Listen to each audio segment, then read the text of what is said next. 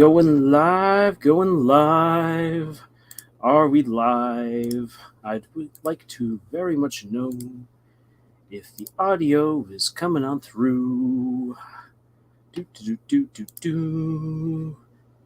There we go. Audio is indeed coming through. All right, fantastic. Good evening, everyone. Sorry for running a little bit late. I just came on over from dinner and it's been a busy day. Been a very busy day. So I'm happy to finally sit down and relax and talk with you guys here because we're gonna have some good fun times talking about Deltarune tonight, as well as revisiting the topic of tone versus atmosphere. I said last week that I would work on having an actual little presentation on the two concepts, and I think that you guys will enjoy it when we get there. So, that being said, let's see who we've all got here. We've got Dorcas Daydreams. Huzzah, great to have you here. TV account, Arts1984, and TV account, Roblox, Iconic. Fantastic. Great to see you guys all here. And John Wells. Oh my gosh, yes. John, I've not heard from you in a while. Great to see you here. And you've started working on your book. That is awesome. Is that supposed to be Goat Girl? Oh, I see. Goat Girl and Dinosaur. That is awesome. And Mike, the runes with Delta. Yes. And not on Delta Air either. Alrighty. Well, great to see you guys all here. Okay, so again, let me just quickly give a layout of what I want to talk about with you guys tonight. And of course, I'm always open to discuss whatever kinds of writing concerns or questions you guys have, and hopefully help you out a little bit on your own journey with being an author. But what we're going to do is we are going to discuss Deltarune's status, its identity as a portal fantasy story. And portal fantasy is a subgenre of fantasy that does not get enough credit, if we're going to be all honest. And it kind of gets overshadowed by isekai, which is technically portal fantasy, but isekai has morphed into something else in recent years. So I'll get into that discussion here in this live stream, and then we will turn and talk about tone versus atmosphere, which was something that was again asked if we could discuss that about 2 weeks ago. We managed to touch a little bit on it last week, but this time I definitely do want to have a full concentrated effort of looking at tone versus atmosphere. I've got the slideshow primed and ready to go with some examples and with a challenge, hopefully to get you guys thinking as well about tone versus atmosphere and putting it into words, what you want to do with your stories to really bring out that setting, that feeling, but also how your characters are meant to contribute to the overall feel of your book. So that is what we will be talking about tonight. And I'm going to quickly take a drink of water because we are in the middle of summer down here in Arizona, and it is hot. Okay, so with the introductions all out of the way, let's get started. I am going to be totally frank. Hi, Frank. My name is Lars. This particular discussion is one that I've wanted to have for a very long time, and it's something that I was thinking about doing a full-on video just specifically for Deltarune.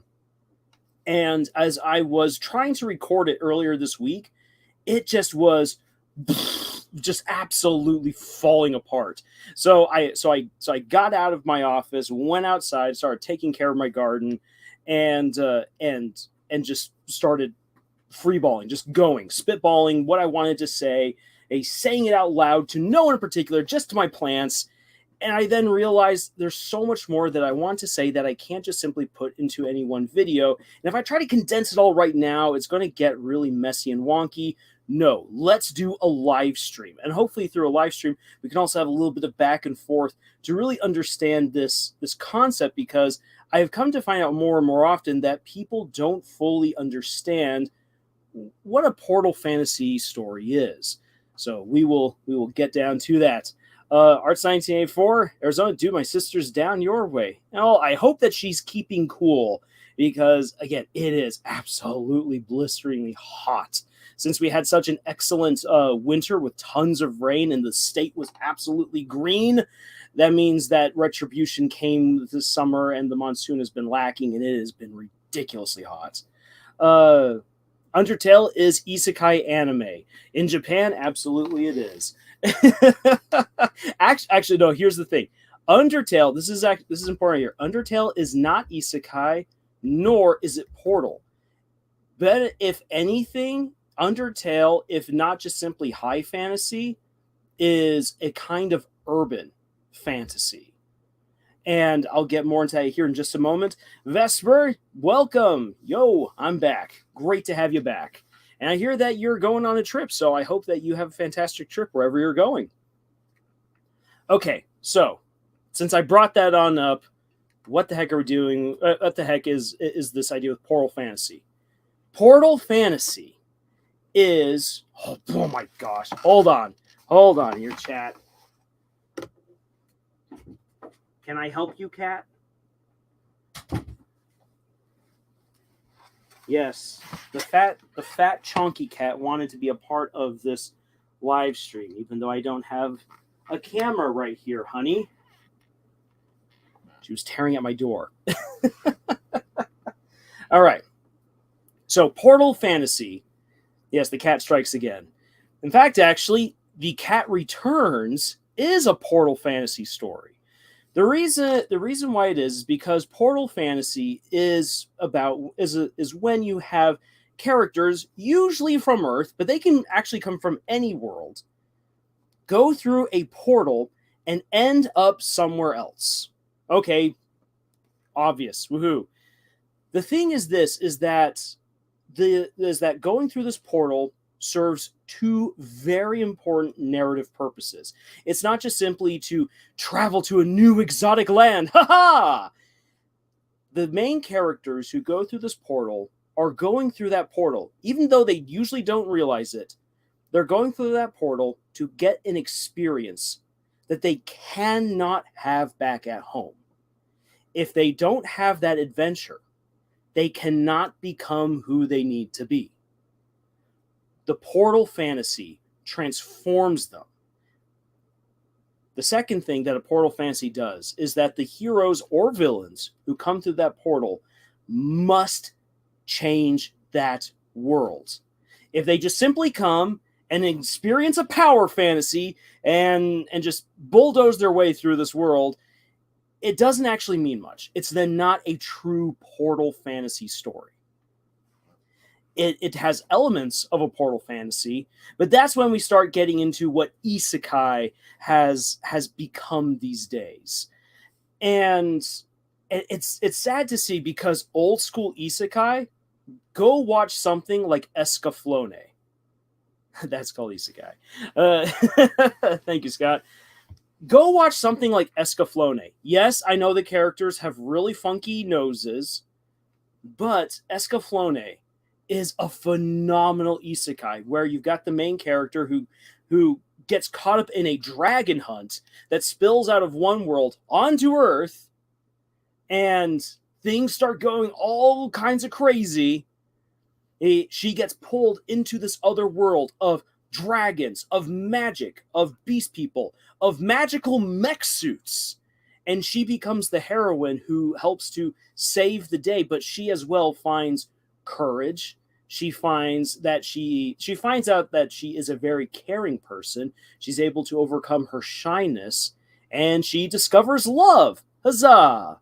So, Escaflowne, an absolutely fantastic old school isekai story.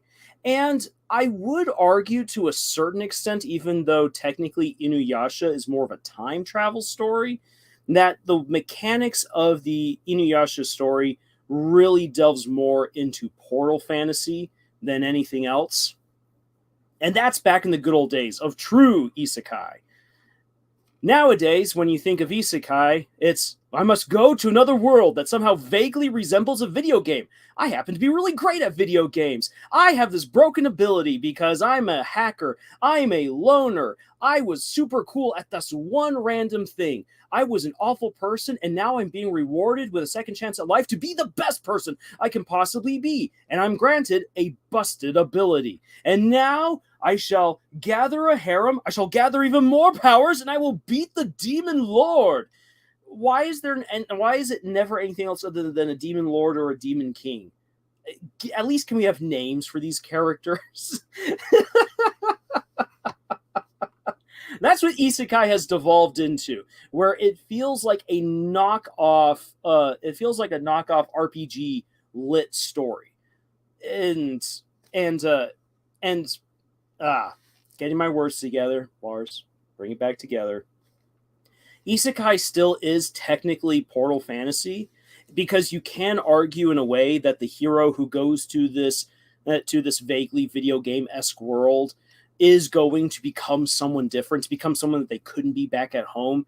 And on top of that, they do influence the world around them. Therefore, this meets all of the parameters of a good isekai story. The problem is that isekai these days is so much more about the power fantasy, getting that harem, getting all of that power and that recognition that you can never have back on Earth. And rather than a character becoming better as a person or becoming the person that they should be, instead it's just all about accruing powers. And when that happens, it really is just more power fantasy than it is portal fantasy, because portal fantasy is about the journey that the characters undertake to become the people that they need to be, and in exchange change the world that they go to become what it needs to be. And a really great example of this is the Chronicles of Narnia. The Chronicles of Narnia might just be the most popular portal fantasy series of all time. I would love it if Beyonders became the most recognized and popular portal fantasy series of all time. Unfortunately, I don't think that's going to happen. But in the Chronicles of Narnia, you have the Pevensies, who have to go to Narnia because Narnia needs them to help save them from the White Witch and to initiate and usher in this golden era for Narnia, and that will change the world. Not just Narnia, but the entire world. And when you then read The Horse and His Boy, The Voyage of the Dawn Treader, or all of the books that come afterwards, are all in some way a result of the Pevensies coming to Narnia and saving the day. But it's not just them being awesome heroes. I mean, Edmund's an absolute jerk who has to go through this journey of being redeemed by Aslan. And you then have Peter, who discovers his leadership and his bravery. Susan goes through a very interesting character arc because she starts off really good, but by the end of the series, she actually falls away. She becomes a fallen hero, which is really sad. And then, oh crud, I'm forgetting. Oh, why am I forgetting the littlest sister's name? Oh, this is embarrassing. Edmund, Susan, Peter. Oh, why am I forgetting her name? This is embarrassing. Let's look this up. The Four Pevensies.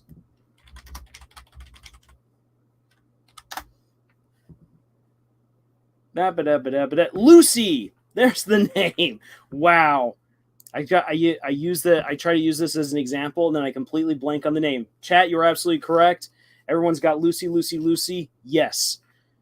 So Lucy goes to be basically reaffirmed that she is a good person, and that she's able then to spread the love that she has to other people. And we see her becoming wise, because when she goes to Narnia, she is absolutely very naive, causes some problems, and she becomes a much wiser girl and a much wiser woman by the end of the series, and a very much beloved heroine. So the Pevensies go on this journey, and the Pevensies continue to play a very important role being these great heroes, throughout the rest of the series. So it hits all the things that you're wanting to get in a good Portal Fantasy story. Yes, Scott, putting it right there. Best Portal Fantasy book, in my opinion, is Stardust by Neil Gaiman. Stardust is a phenomenal Portal Fantasy. It's so good. I personally like the movie more than I like the book. But I've read the book and the movie. The book is great, but I really do enjoy the movie. I think that the movie really capitalizes on the humor that's in the book and builds more on it. All right, so let me quickly catch up with some of the stuff you guys have been saying here in the chat, because I've been seeing a lot of good stuff. The cat strikes again. Yes. TV Cam asks, hey, have you seen this video from Toby Foxian? It's a pretty interesting look on the videos you and others have made about indie animation. It's pretty fascinating. I have not heard about that. I'll have to check that out. Mike says, I love Portal Fantasy. Yes, because Portal Fantasy is amazing. Art says, I always relate Undertale as more of a slice of life fantasy series, kind of like the anime Gingitsune, where a fox shrine maiden talks to a literal fox god while going to school every day.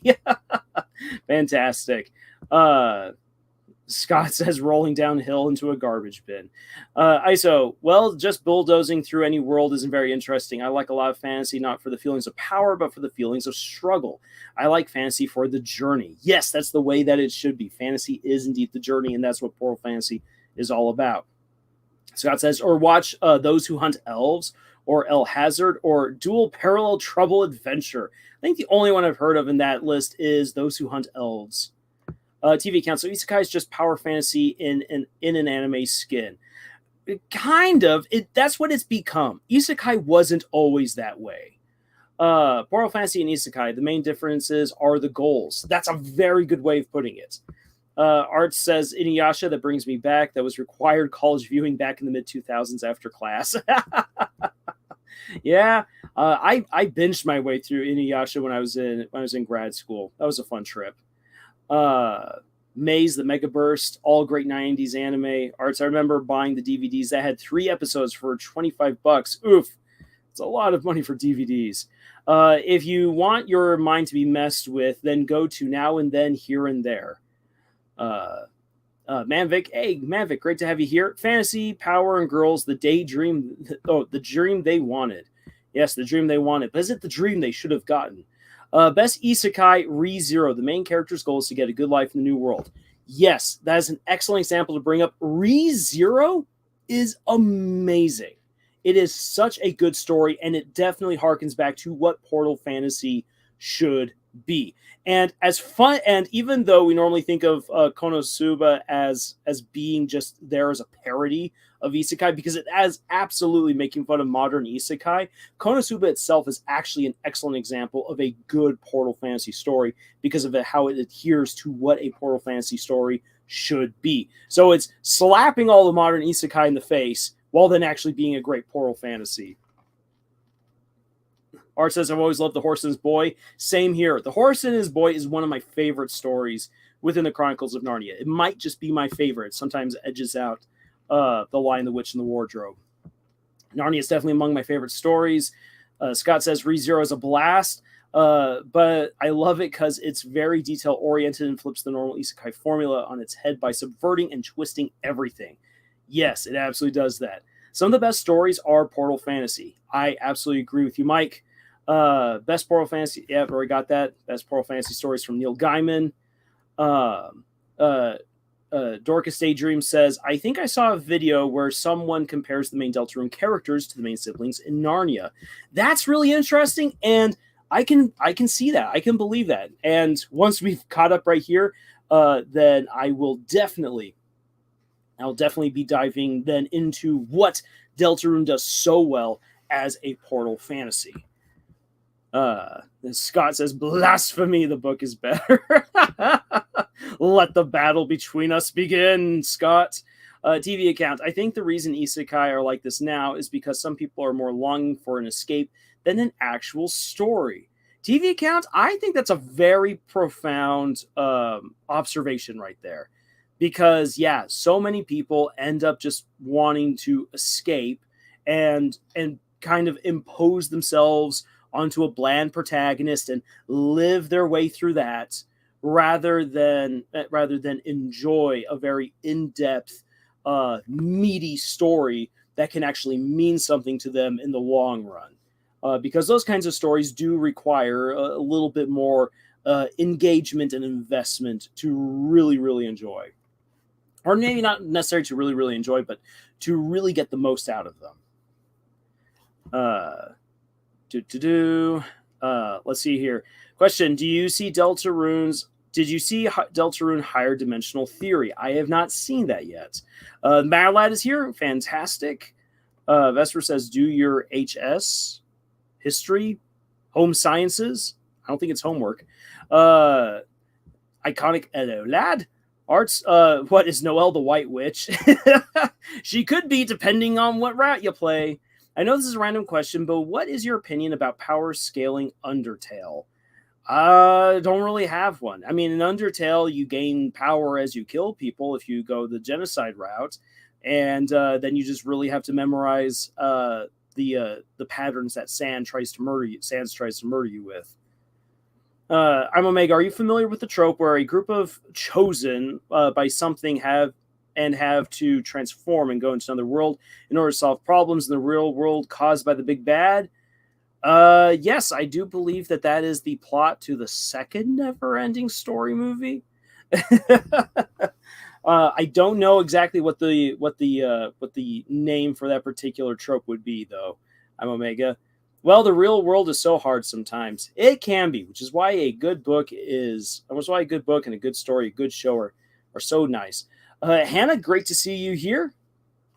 All right, so with all of us then caught up there, and my ramblings have taken us into 20 minutes of this, let's start actually talking about Deltarune. For those of you who do not know Deltarune, and whether that be for anyone who is right now watching or anyone who hops onto this later on, Deltarune is the story of you, as the player, possessing the poor kid Chris, who you right now see bashed up against these lockers right here. And you are going through the life of Chris in a world where your choices aren't supposed to matter. And you basically play alongside this bully, Susie, as you are sent to go and retrieve chalk for the teacher. But the supply cabinet isn't just your normal closet. It turns out to be a portal to another world. And you, Chris, and Susie get pulled into this dark world where you have to defeat Angel's Heaven, this obscure event that is coming. We don't know what it is. We do know that there are titans and monsters and whatnot involved with Angel's Heaven. And if that is not stopped, both the real world, or as they call it, the light world, and the dark world will be utterly destroyed and consumed in never-ending darkness. And so that is what you're trying to stop. But along the way, as Toby Fox has said, the whole point of the story is to make friends with everyone.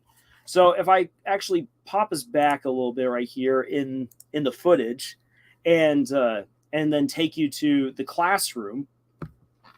This classroom that you see here on screen is full of Chris's quote-unquote friends. But they're not really Chris's friends. They know Chris knows them. We as the player have no clue who these people are. And we begin to learn through their dialogue, if you play through all their dialogue, that things aren't all great here in the classroom. Monster Kid is definitely not a good friend. Snowy is a class act jerk to Chris.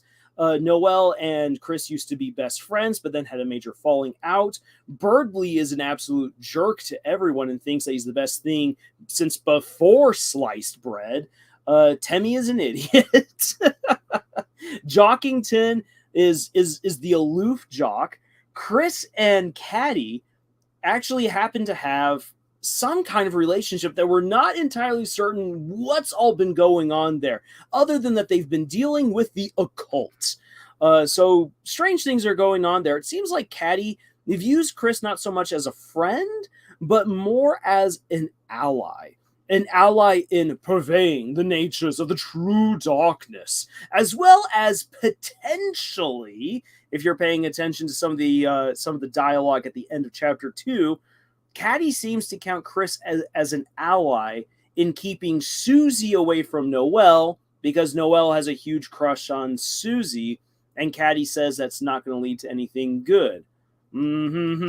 Dynamics. And I've already done an overly long video.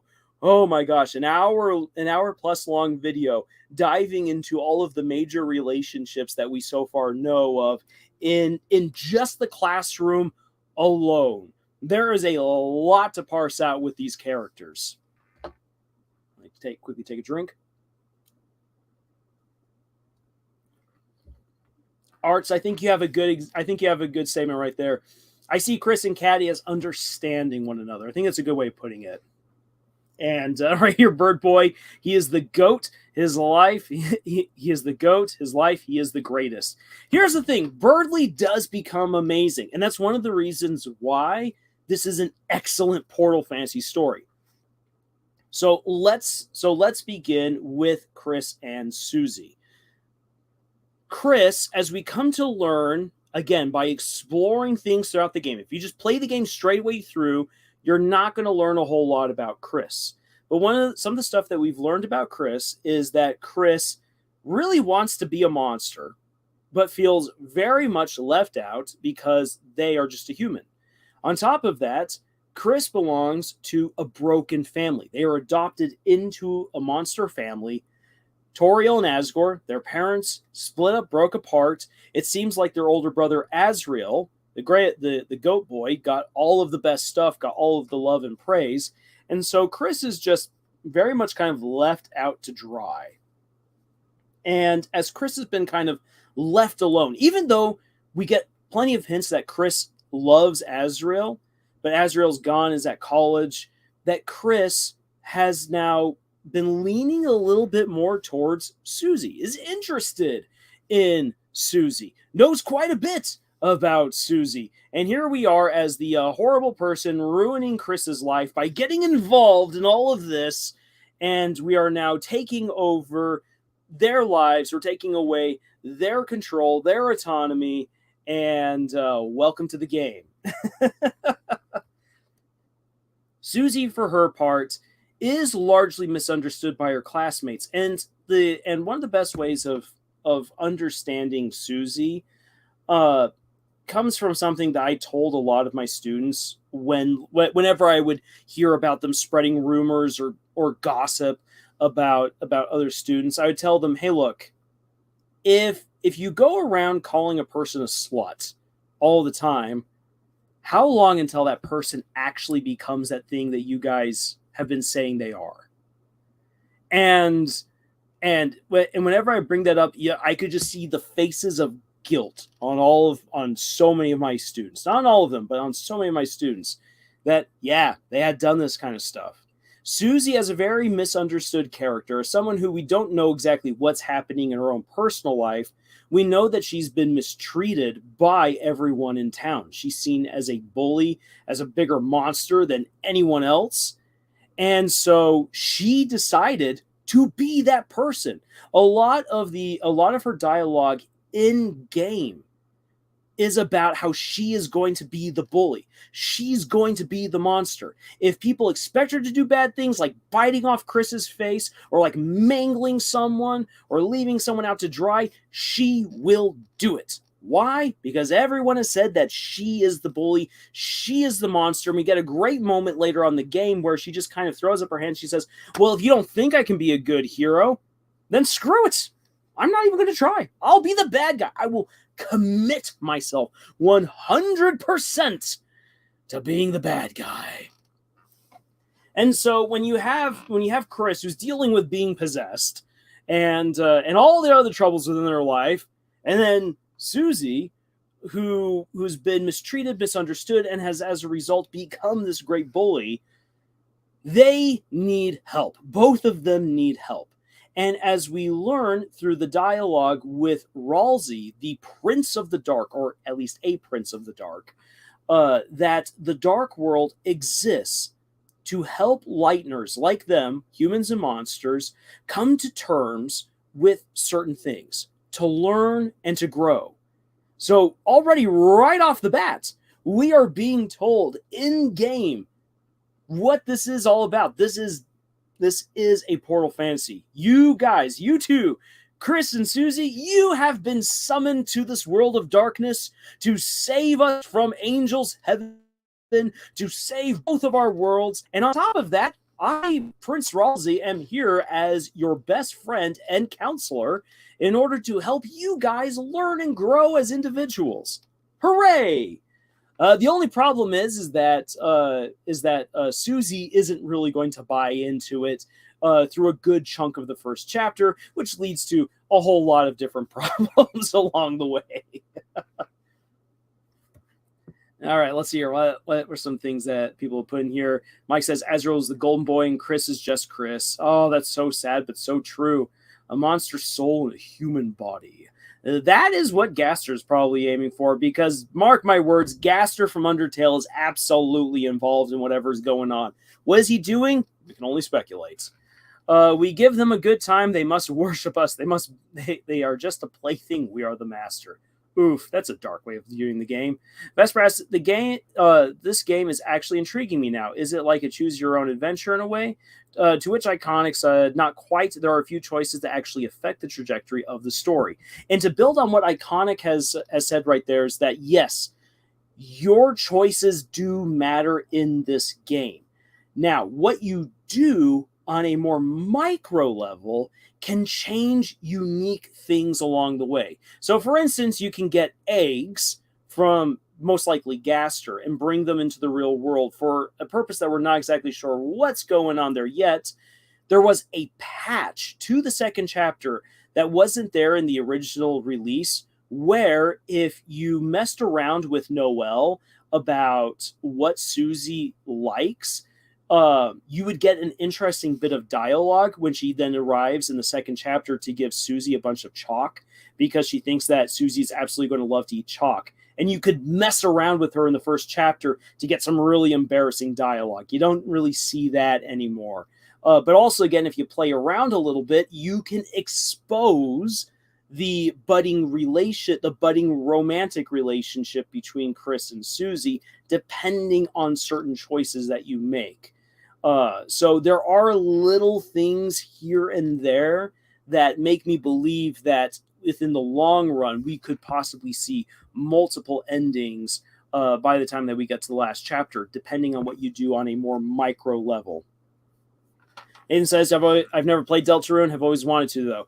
Yeah, go ahead. And for anyone who's interested in it, it's a very straightforward game. If you have a day to just waste away gaming, you can knock out chapters 1 and 2 of Deltarune easy peasy.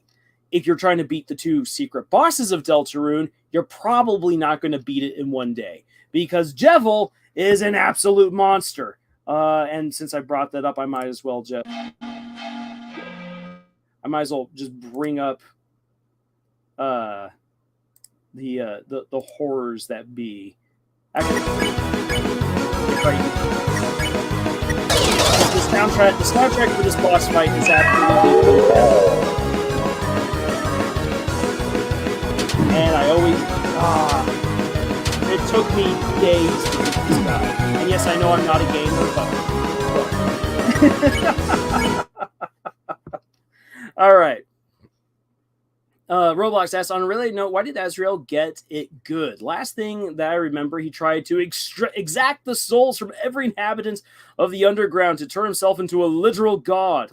And that's the Azrael of Undertale. The Azrael of Deltarune, we don't know too much about. He's a bit of an enigma. And I'm really excited to see what more we learn about him. Chapter 3 is probably, though, going to be more of a window into the lives and personalities of Toriel and Asgore through movies. Is what I'm guessing. Dorcas Daydream says Spamton's boss fight is also pretty brutal. I actually did pretty well on Spamton's fight. I think I beat it the second time through. But yeah, if you're not careful, Spamton can just floor you so quickly. Jevil is just brutal. Marilyn says, fun fact, I've managed to no-hit Jevil. That's awesome because, oof, the spades always get me, no matter what I do. Oh, sorry about Nathan. Yeah, this is why I'm going to keep the music music off. So music is a bit loud. I couldn't quite hear what you were saying. Just basically, the music for Jevil is absolutely fantastic, and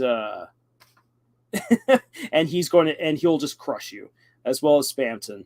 Actually, the journey to unlock Spamton is just as punishing as the boss fight itself. Art says, I found Spamton easier. Yeah, I beat Spamton, as I said, the second time around. It took an entire day just to beat Jevil. All right. Mr. Peking, great to have you here. This game, from what I heard, is kind of a parallel to Amori in terms of the characters. Oh, I don't know the Amori game. Darkest Daydreams, I prefer Big Shot over World Revolving. Ooh, interesting. Big Shot is a pretty fun song to listen to. It also has the leitmotif of the World Revolving in it. And like as the music reaches its climax, you can hear the World Revolving come back into play, which I thought was really interesting. Kind of like how, because Jevil promises you at the end that greater villains and bosses are waiting for you in your future adventures, and Spamton as well is trying to get free of the world that he's in.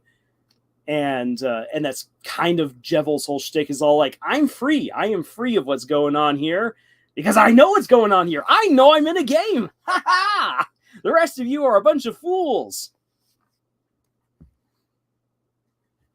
All right. So getting back on the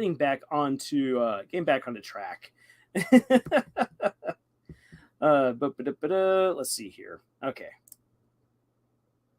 So getting back on the track with what we have here with our Portal Fantasy, Chris and Susie who have been summoned to the Dark World to fulfill their purpose as the heroes of legend to save both the Dark World and the Light World, are meant to also change as people throughout the course of the game. Chris is meant to confront the player, as well as confront something in their past. We don't exactly know what it is yet. People have speculated on it, and we could speculate at some other future point in time. But Chris has something big to overcome. For Susie has to learn the value of friendship, which she learns by befriending Lancer, another one of the princes of the Dark World. And then she has to learn that it's good to be the good guy. Because even when she becomes friends with Lancer, she still views herself as the villain. And it's like, hey, villains can have friends too. Isn't this awesome? Being a villain, being the bad guy, and having friends. It's the absolute best. But learning that it's actually better to be friends with everyone and to be the hero, to be the good guy. So by the time that we get to the second chapter, Susie is gung-ho to dive back into the Dark World and fight monsters and bosses and just be an absolute hero. So those are the two journeys that they go on in the first chapter. What we get to see them do to the Dark World, or say how they change the Dark World throughout the course of the story. Chris and Susie inspire the kingdom under King, the King of the Cards, to search out friendship, to actually be friendly with each other. Lancer grows a backbone.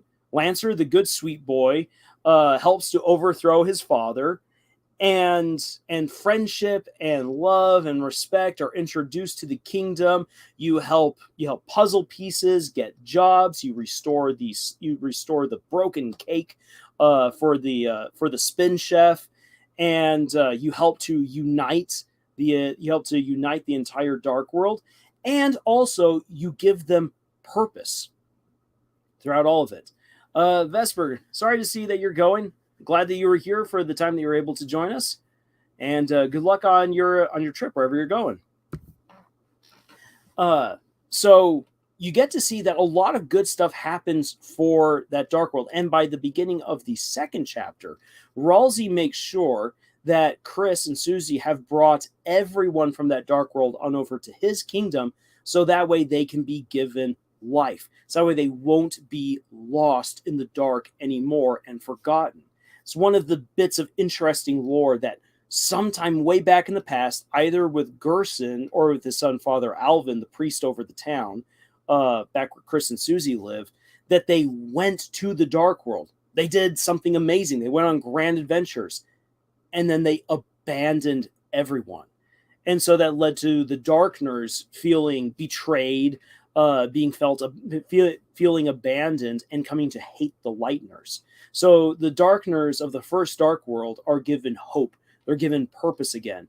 And if you play it not going through trying to genocide everyone, it leads to a lot of really great encounters and a lot of really great friendships that brings everyone together. And so by the time that you get a little bit into the second chapter, Ralsei's kingdom is just absolutely bustling with all of these amazing people there, all of these great friendships. People have got jobs. People are feeling happy. Maybe the spin chef is not feeling quite so happy since he didn't get to keep his awesome bakery. But hey, you can't always get what you want. Mike says, why does Ralsei want all the Darkners in his town? Does that make him more powerful?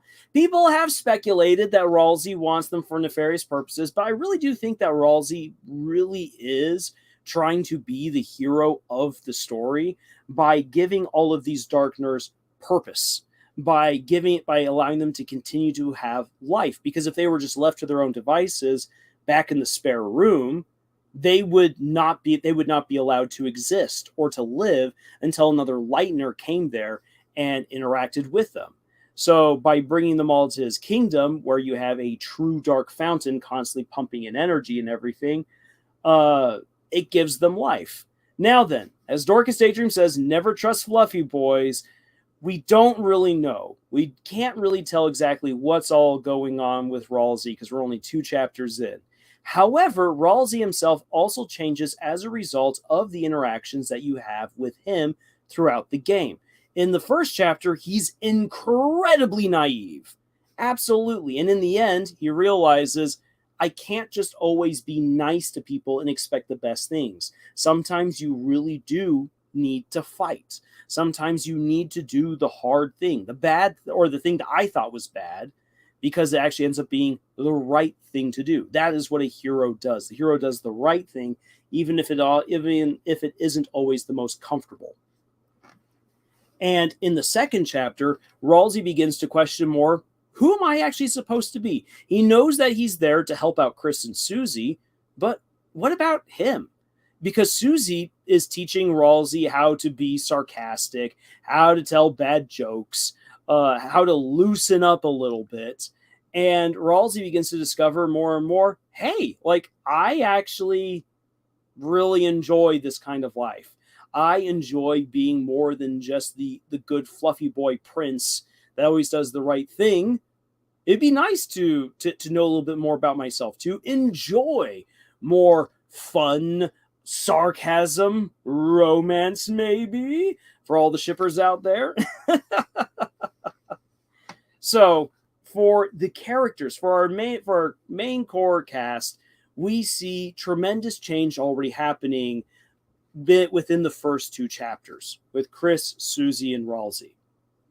However, it goes far beyond that, because once we get into the second chapter, that's when things really begin to get interesting, because now Noelle and Birdley get pulled into the dark world as well.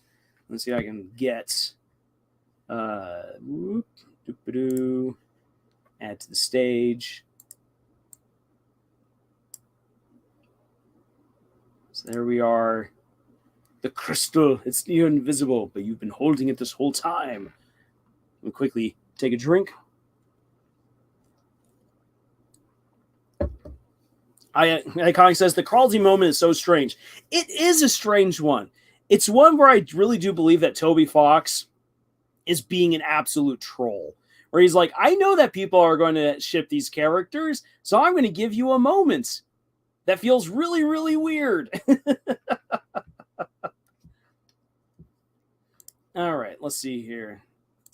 Where do I have the footage? Is this all just me hanging out in the dark world? Yes, it is me just hanging out in the dark world. There's Undyne bench pressing cars, being cool and awesome that way. Well, when hey, Vesper, you're back. Awesome.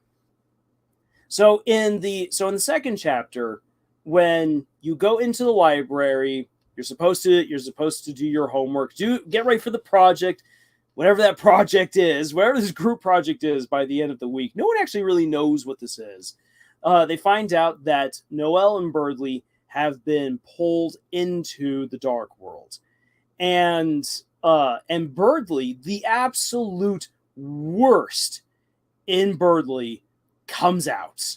Where he's like, I am now the smartest person, the best person, the strongest person here. He basically becomes a really bad, bland isekai protagonist who thinks that this is where he's going to get his big break and everyone is absolutely going to love and adore him and he is going to gather all the powers and have all the adulation. He actually isn't trying to build a harem.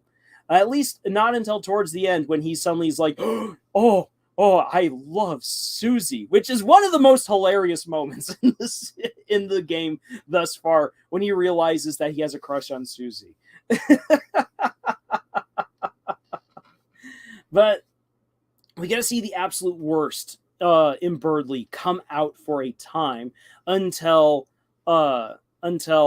Susie puts him in his place. Now then, it's really the player and Chris who are absolutely getting under his skin by solving all of these puzzles and problems that he can't. They're really easy, and you find out he's only been pretending to be smart this whole time. So yeah, his Smartopia really isn't going to be coming together. I like how Susie shuts him down. She does shut him down, and yet at the same time, she gives him a way forward. Everyone has a crush on Susie, it seems. It does. They do. That's kind of the territory that you walk into when you're best girl. when you're best girl, everyone has a crush on you. Not going to lie, Burley is one of, if not my favorite characters because of the jokes surrounding him and how he acts. I think Deltarune will have a bittersweet ending. I agree with you as well. I think that's where we're going to go. I think that's where we're going to end up eventually at the end of chapter 7. But in any case, Birdley, after being the absolute worst, when he is humbled by Chris, the player, and especially by Susie, and is allowed to accept that I'm not smart. And actually, I don't need to be smart. I just gotta be me. Even if that means embracing my stupidity, which might not necessarily be the best choice of his to make, but hey, he's making his own choices. And we get to see Birdley attempting to then be a genuine hero, going out of his way to help people, thinking of people as his friends, trying now to impress Susie, whom he had absolutely derided so much throughout the game thus far, and trying to make up for all of the bad stuff that he had done, even going so far as to stand up against Queen, taking an absolute body blow, and then later on helping to rally the rest of the troops to give you guys the boost that you need at the very end of the battle against Queen at the end of the second chapter. So Birdley really does grow into that role as a genuine hero, and that's really good to see. I really do enjoy that, and so seeing him, see if I can actually pop on ahead. Is that here we are? So yeah, as Birdley gets controlled by Queen and all that awfulness, you got to save him.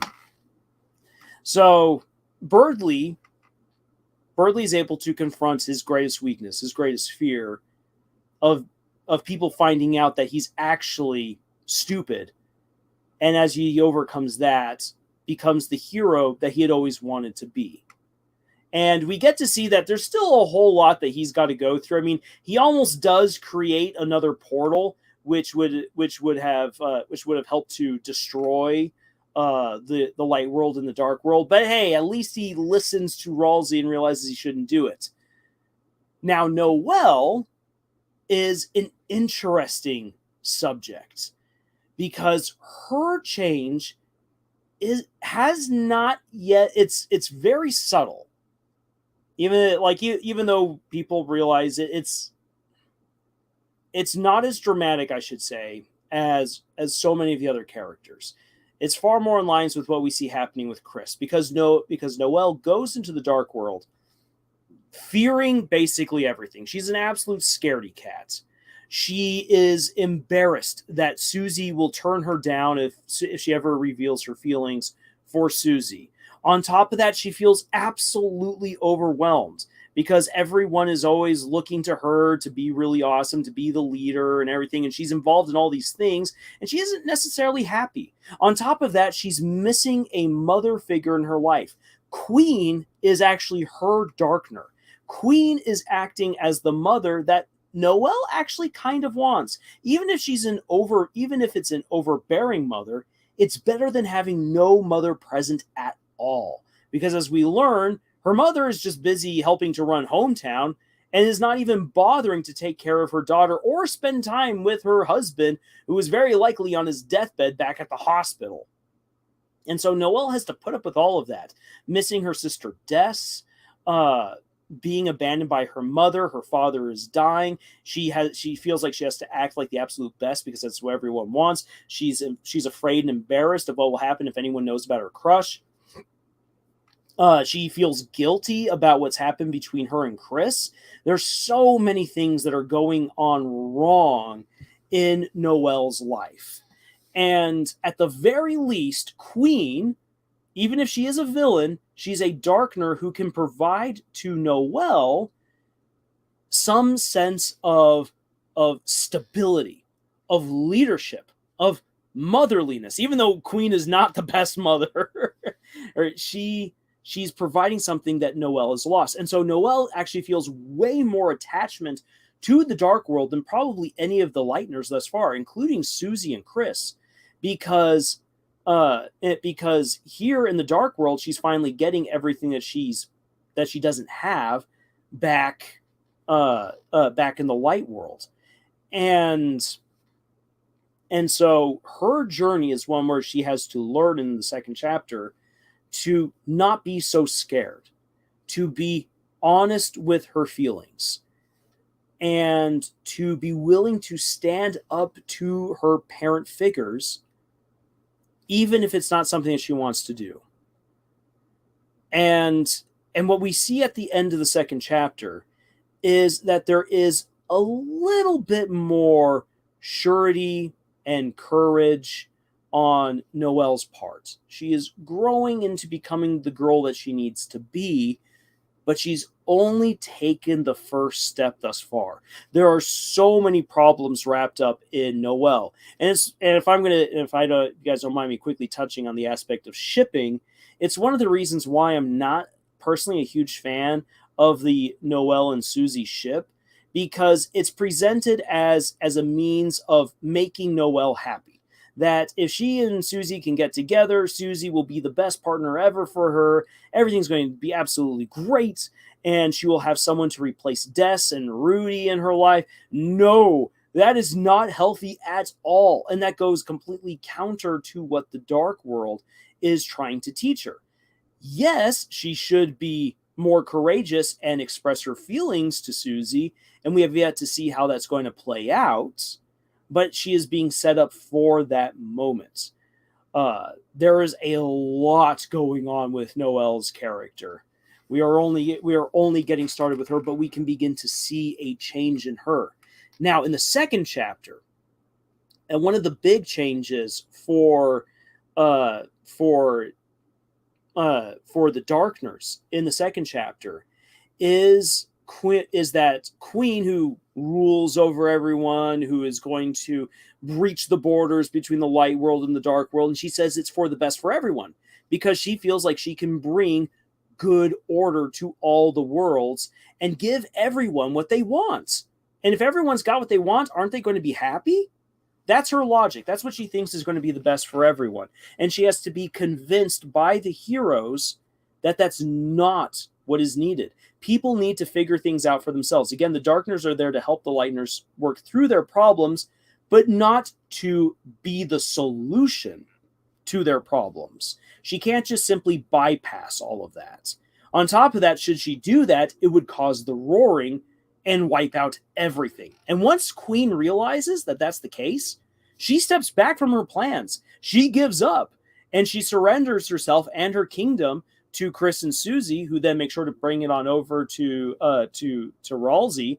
And then we see that Queen at least has some little bit of a reconciliation moment with King, and she is not necessarily a good mother figure to Lancer, but she's beginning to get to know Lancer and actually be there again in his life, which is a good positive thing. So changes are beginning to occur, and it's very interesting to see how the worlds are all evolving as a result of the heroes being there, and how they are helping even the villains through their issues. Hey, Mimic is here. Great to see you. And before I get to Spamton, let's quickly catch up with what some of the stuff you guys have been saying here in the chats as I've been rambling and ranting. Oh, Noelle is a girl. That's cool. Yes, Noelle is an interesting character. She absolutely is. And I really, really want to know what happened to her and Des. Something happened the night that Noelle, Chris, Des, and Azrael all went into the woods. Something happened on that crazy night. Oh, I really want to know. I really, really want to know. Let's see here. Yeah, Burley learns the wrong moral lesson, methinks. Yeah, probably.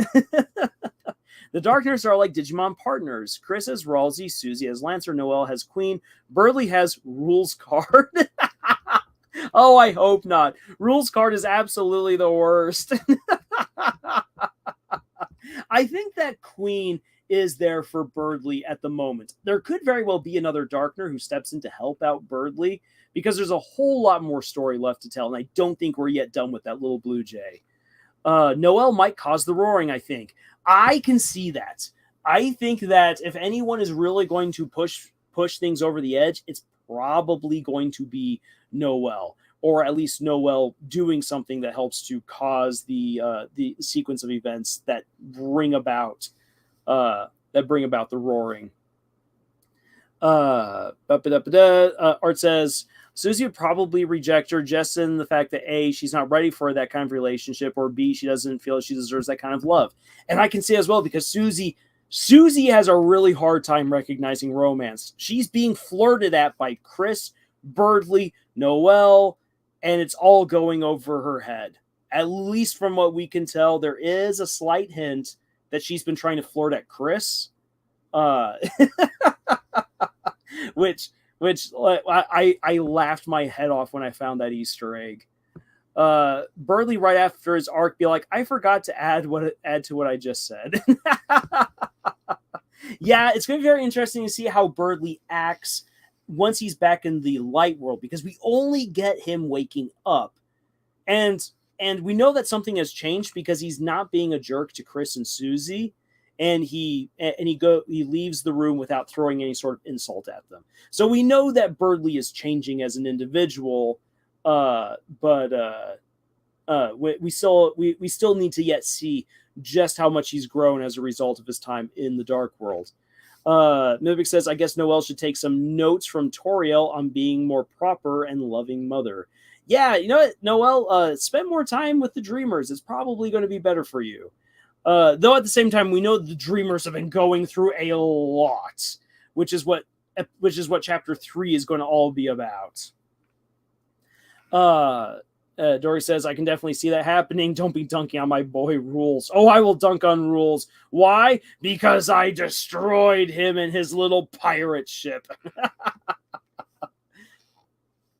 TV account. Does the Owl House count as a good example of Portal Fantasy? TV account, 100% it does. The Owl House and Amphibia are two amazing examples of Portal Fantasy. They are absolutely great. It's one of the reasons why I did so many videos on them back when those shows were premiering, because they are so good. not just in terms of great stories and great characters, but they're great portal fantasies, and I love me some good portal fantasy. Meg says, by the way, hello there, Mr. Lars, long time no see, and great live stream as always, sir. Stay rad, Brad. Arts, I can see Susie trying to get closer to Chris just because Chris is the only real connection she's made and doesn't want to lose that. And yes, it's going to be so interesting to see what transpires between Susie and Chris in Chapter 3, especially after the crazy events at the end of Chapter 2. But I really do believe that Susie is going to be there with Chris through thick and thin, because Chris is the best friend so far to Susie, and Susie pretty much says as much. And on top of that, for that great loving expression that Birdley hallucinates later on in the story, we also know that the only person who's gotten that so far in reality has been Chris. So Chris is at the very least thus far Susie's number one friend. Rules the card. I destroyed Rules too, but I don't think he's a lover for it. or a loser is probably what you're trying to say. Yep, I meant loser. Rules. You know, here's the thing. I enjoy Rules' antics. I think that they're hilarious. But if I'm looking for a character who's all about the antics, I'll probably stick with Lancer. Do you think Photo Fantasy I'll have another golden age or will die? I'm not sure what the reference is right there. Okay, so with that caught up, let's then talk about the last person we really need to address as far as people changing is Spamton. So in the game, Spamton is an optional boss. You don't need to battle him. But if you want to, you can go out of your way on a crazy little quest that's kind of creepy to set up the confrontation between you and Spamton. When you're then fighting against Spamton, you realize that Spamton is trying to escape the hell that he finds himself in, as opposed to Jevil, who realizes that he's in a game and has just kind of come to accept it. Spamton is trying to become more than he is. And he thinks that the best way of doing that is by basically cheating people, undercutting them, taking advantage of them, stealing the power of a human soul in order to break out of the game.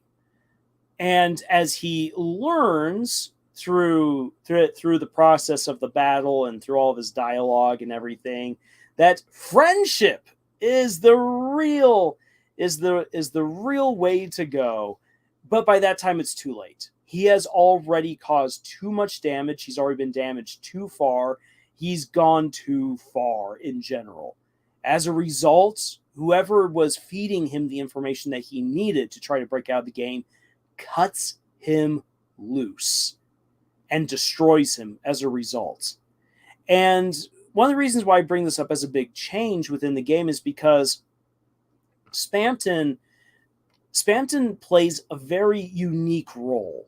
If you decide to go the Snowgrave route, or this game's version of the Genocide route, he then becomes the final boss rather than Queen. And he is there almost as a reminder to the player, if they've played Undertale, that you're going down a very dark road and bad things are going to happen if you continue to do this. Are you sure you want to go down this route?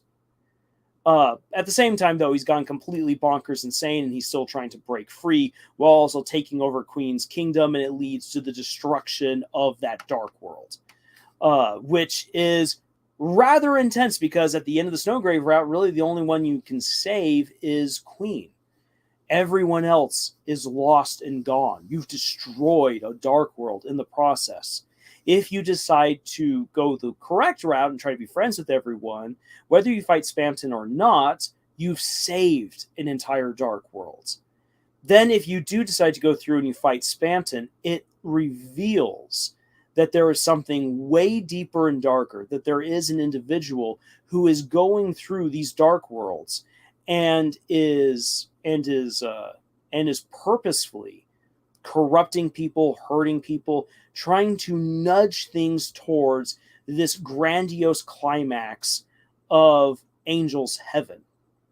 Which is why I believe that when you're told in the story that your choices don't matter, the reason why that's brought up is because no matter how much good you do with Chris, Susie, and Ralsei, saving all these dark worlds, becoming friends with all these people, individuals in the background have been pushing things forward, have been destroying the people of the dark world long before you arrive to help out, that have set into motion a sequence of events that will inevitably lead to Angel's Heaven.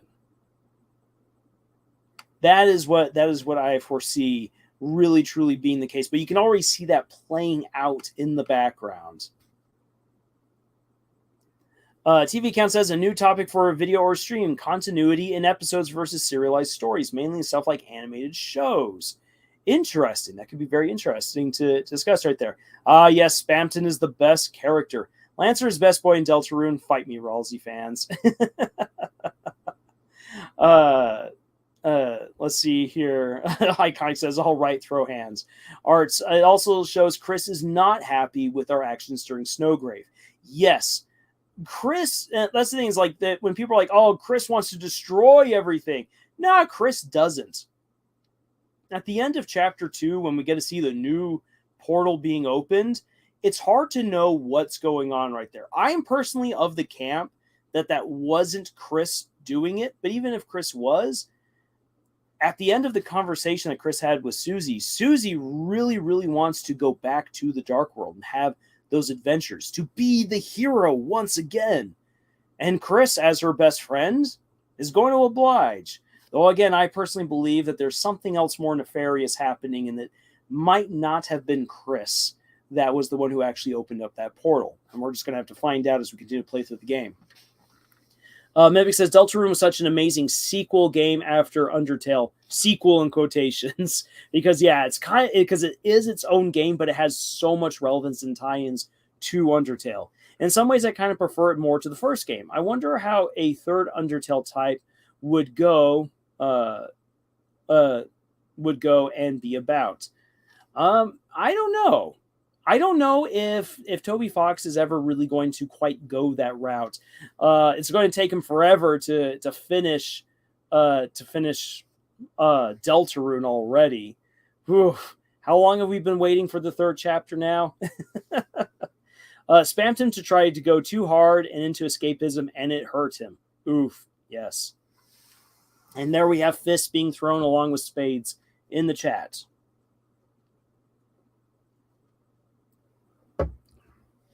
All right. Ooh. Okay, so with my ranting and ramblings for the last 40 minutes, hopefully by now you've seen why I'm like, maybe I really want to actually do this as a live stream and not as a concentrated video. But there is one other important thing to point out as the game progresses. It's not just changes in the Dark World and with the heroes who are coming over from the Light World, but we also, by the end of Chapter 2, see that there are some interesting changes happening in the Light World as well. The Light World, for instance, has become cut off from the outside, which is leading to all kinds of issues. We also see that Father Alvin is worried about something. We don't exactly know what. You can also see that things are transpiring between Asgore and Toriel that are rather important. Sans is up to something. And so there are all different kinds of things that are now happening in the Light World, in part because of the events transpiring, again, from what you as the player are doing, and from the things playing out in the background from whoever is trying to corrupt the Dark World and bring about Angel's Heaven.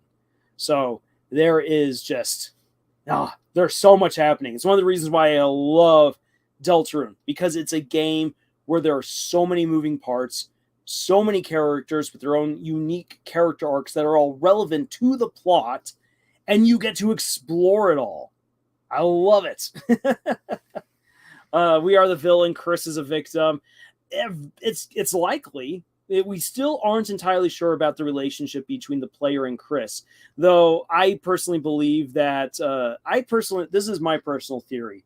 On the night where something happened to Des, that something happened to Chris that allowed for Gaster to establish a connection that would allow him to put the soul of the player whoop, into Chris, and thus go about performing this grandiose experiment through the dark world. Hey, look, Jevel's here. Hello, Leitner. Hello, Jevel. Have you come here to bring some chaos? Iconic turned into a goose honk for a second there. Pip pip. The mic. Anyone else hear that? The mic? I don't know. If there was a weird thing that happened with my microphone. Last night my oldest cat did knock over my microphone, so maybe something weird has happened. We didn't choose to possess Chris. Something forced us into the situation. Kinda. We were invited when the game was first announced by Toby Fox. It was announced as though Gaster was the one addressing us and inviting us to be a part of something darker, and here we are in this game. Did you say turn into a goose? Yes, a little chaos. All right, I'm quickly taking a drink.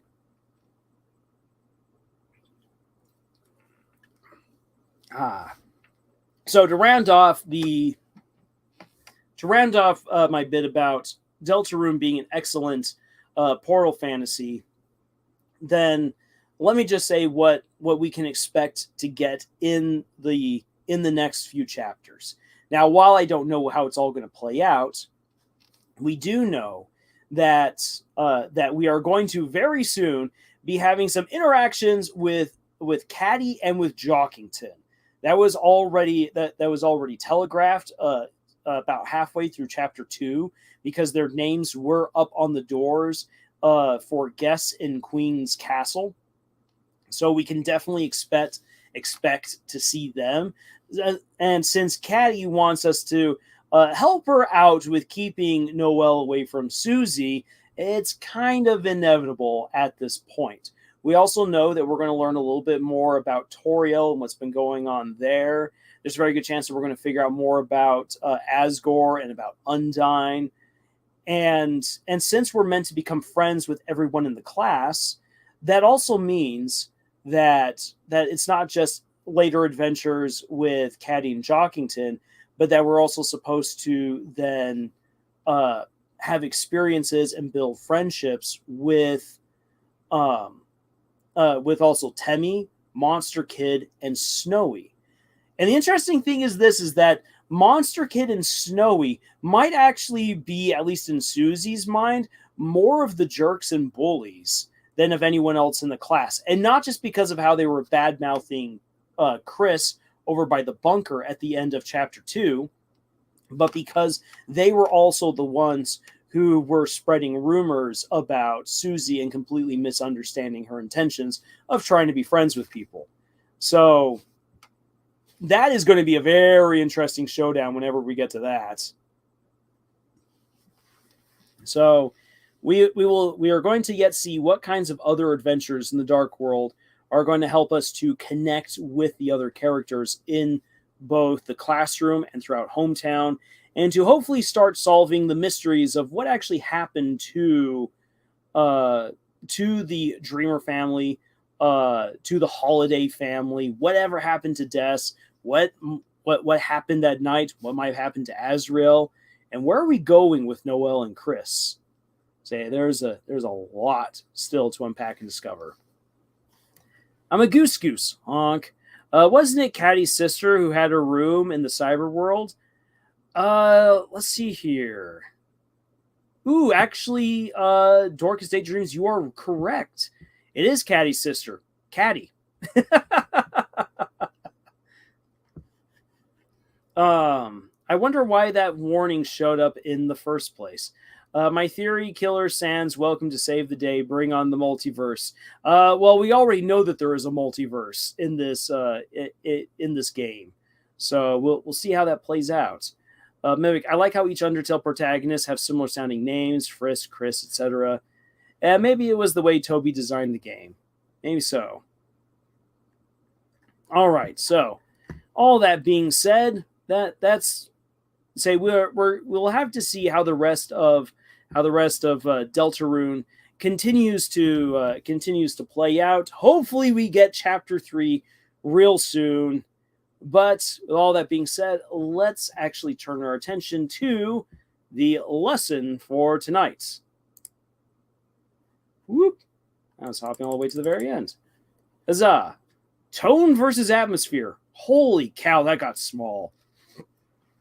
In the original, when I put that together, tone versus atmosphere was nice and big. Why is it so small? Oh well. So, tone versus atmosphere, let's get into this. So, let's start off first with establishing what is a story's atmosphere.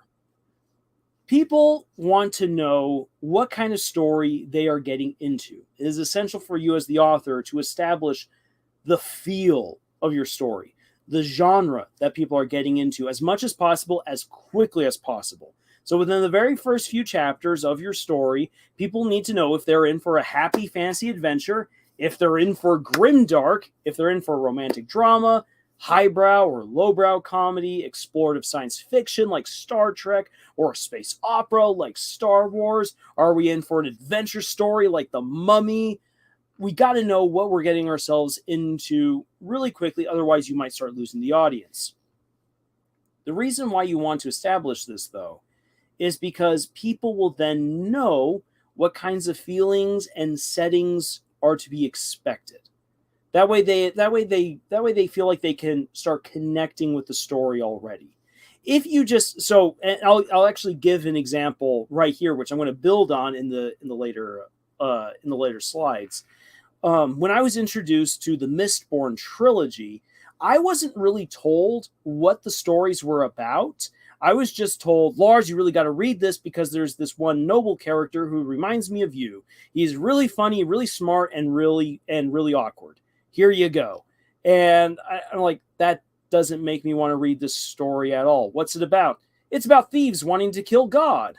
I'm like, okay, that sounds interesting, but like what else is there? Just read the book. Just read the book.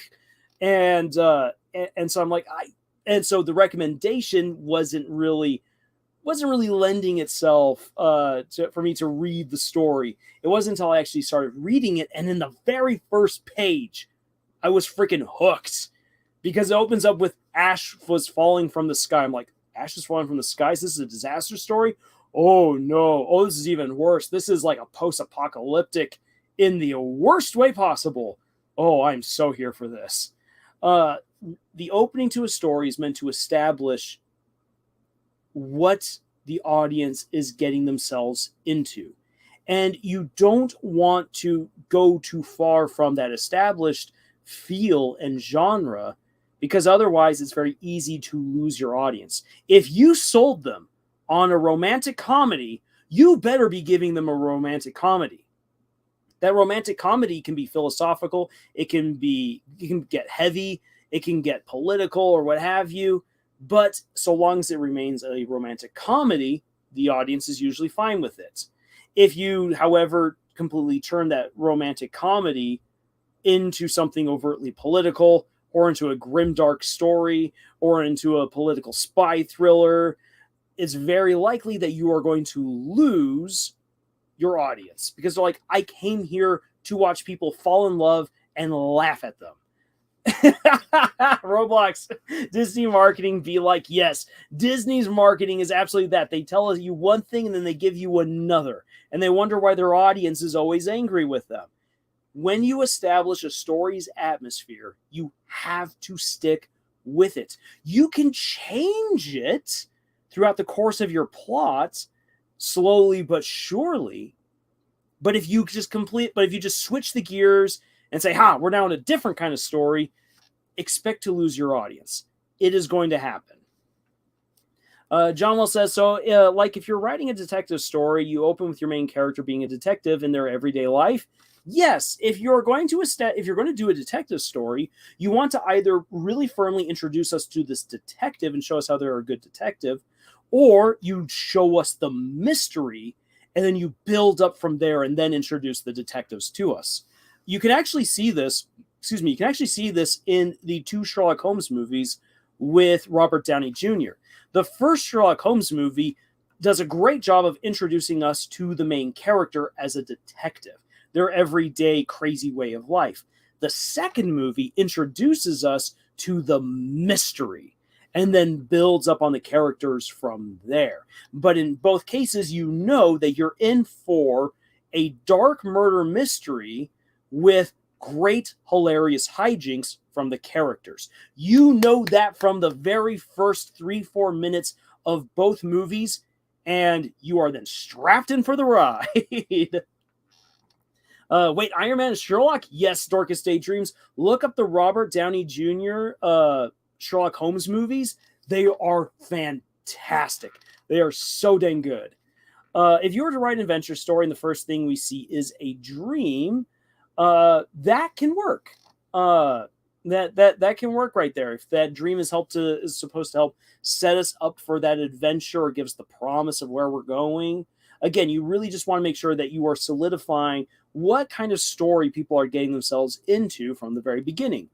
John Wells, this is a Spider-Man movie, just without Spider-Man, except for the marketing scenes. Disney Marketing 101. Yeah. If you're going to sell us a Spider-Man movie, that better have Peter Parker ASAP. And we better be seeing New York, and we better be seeing weird hijinks with monsters and with villains, and James Jonah Jameson better be showing up sometime soon within the story. Superman hope, but in the movie depressing. I know, right? You want and I think it's one of the reasons why so many of the new Superman movies haven't done so well, is because people understand that if you're going in for a Superman movie, you're supposed to be getting a movie about a paragon of hope and virtue. And then when you don't get that, it feels really depressing. And it's so incongruent to put Superman into a dark, heavy story.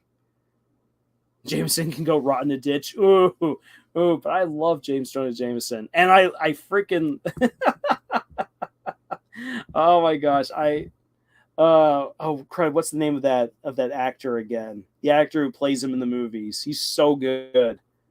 He also does the voice for Grunkle Ford in Gravity Falls. He's such a great actor. A lot of writers think Superman is boring. Yeah, and that's because, thank you, Nathan. J.K. Simmons. J.K. Simmons is a phenomenal James Jonah Jameson. But to the point right there, a lot of writers think Superman is boring, and that's because people for whatever reason have a hard time getting creative with Superman. Some of the best examples of Superman as a hero, like especially if you go back to the 90s cartoon, is where Superman has to use his brilliance, or where Superman has to rely on a friend, or where Superman has to show virtue in the face of horror in order to beat the bad guy. Superman can punch his way out of anything. Okay, that's cool, whatnot. We love Superman because of what he stands for. And it would be amazing to see Superman tackle real world problems and show solutions meant to give hope. If you can do that with a Superman story, you will have won your audience and you will have done something amazing with Superman. The problem is that current day comic book and movie writers have a very hard time of taking that idea of hope and actually translating it into something that people can identify with, or even illustrating it on the screen or on the page. And it's sad to see. Yes, J.K. Simmons was Grunkle Ford. What a fantastic role for that guy. As John Wells says, yeah, Superman's far from boring. He got all these powers, but he can't use them to their fullest because of who he is. Yes, he always has to restrain himself. And he restrains himself because he refuses to endanger the people that he cares about and the city and the world that he has sworn to protect. He is trying to be the best that he can be, and sometimes that requires stepping back, holding back his punches. And that is heroic in its own way, because we're so used to people just, I will use everything at my disposal to be awesome. Again, it's the power fantasy aspect. And Superman is the opposite of that, because he has all the powers, but he's not trying to gain them or flaunt them.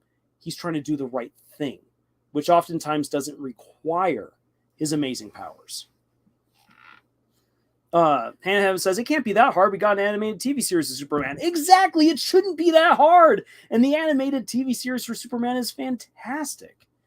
The Flash's kindness and Superman as a hero's journey. I'll agree with that. The DC superheroes are some of the best at their core. Like, they're really, really great people. They're meant, again, to be paragons, the absolute best of the best, and inspire people to be the best. That was what they were originally written for. TV account, excuse me, I'll have to do something again. Recap me when I get back. Sorry. Hey, TV account, no worries. You got to do what you got to do. And 3 different Spider-Men, according to Roblox. Yeah, James Jonah Jameson has been around for all the Spider-Men. I want all the Spider-Men. I swear every time you sneeze, a new Marvel movie or superhero movie is being made. I know it feels that way. Let's just please give the superheroes a rest. Let's return to aliens invading Earth. I think we need to come back to that. I need to see Jameson do the lemon rant that Cave Johnson has in Portal 2. Dorcas Daydreams. I'm watching My Adventures of Superman this weekend. I hope it's good. I haven't actually sat down to watch a full episode myself. I've watched clips of My Adventures with Superman, and I have to say, I was genuinely surprised. I thought I was going to be annoyed out of my socks. It was pretty good, and I think the animation is pretty good too. Superman animated series is the best. It is really good. Great Superman story could be called Superman battling Lex Luthor on a philosophical level. Lex uses his powers for self-gain, and Superman must use his to protect. The perfect conflict for a man who can, do, I'm guessing, everything. The animated series is fantastic. Too many Spider-Mans. I want you to get me the identity of all the Spider-Men. Some good ideas with the adventures of Superman, but a lot of bad excuses. For a man who can do anything. Yes. Yes, I agree with you, John. All right, so Lois Lane kind of got on my nerves. She did get on my nerves as well. And I in the first season, I will admit, from the clips that I have seen. All right. So jumping on ahead. So you guys, we've established, thanks to Superman, a story's atmosphere needs to be understood from the beginning. People need to know what they're getting into. And you as the author, once you have committed to a story's atmosphere, you're kind of locked in. You're locked into that. Now, you can change things up within that story according to what you do with the plot, and especially what you do with the characters, as I will show.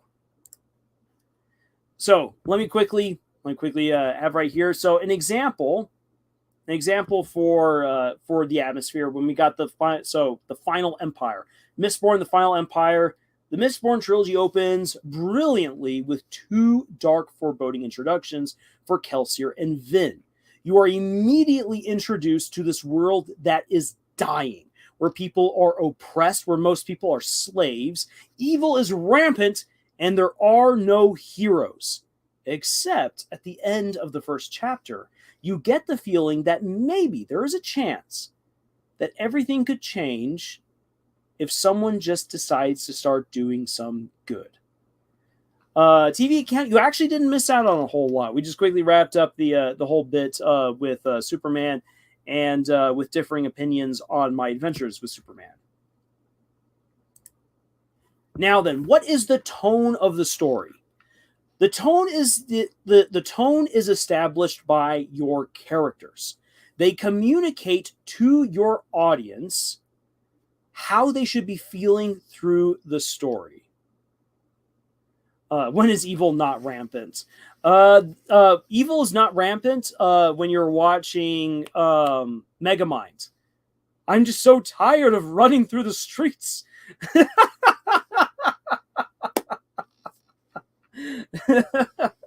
So your characters are meant to help establish the tone. They provide the perspectives that allow the audience to see the joy, the horror, the confusion, the anger, the love, the frustration, and all of these things that you hope that your audience will experience throughout the story.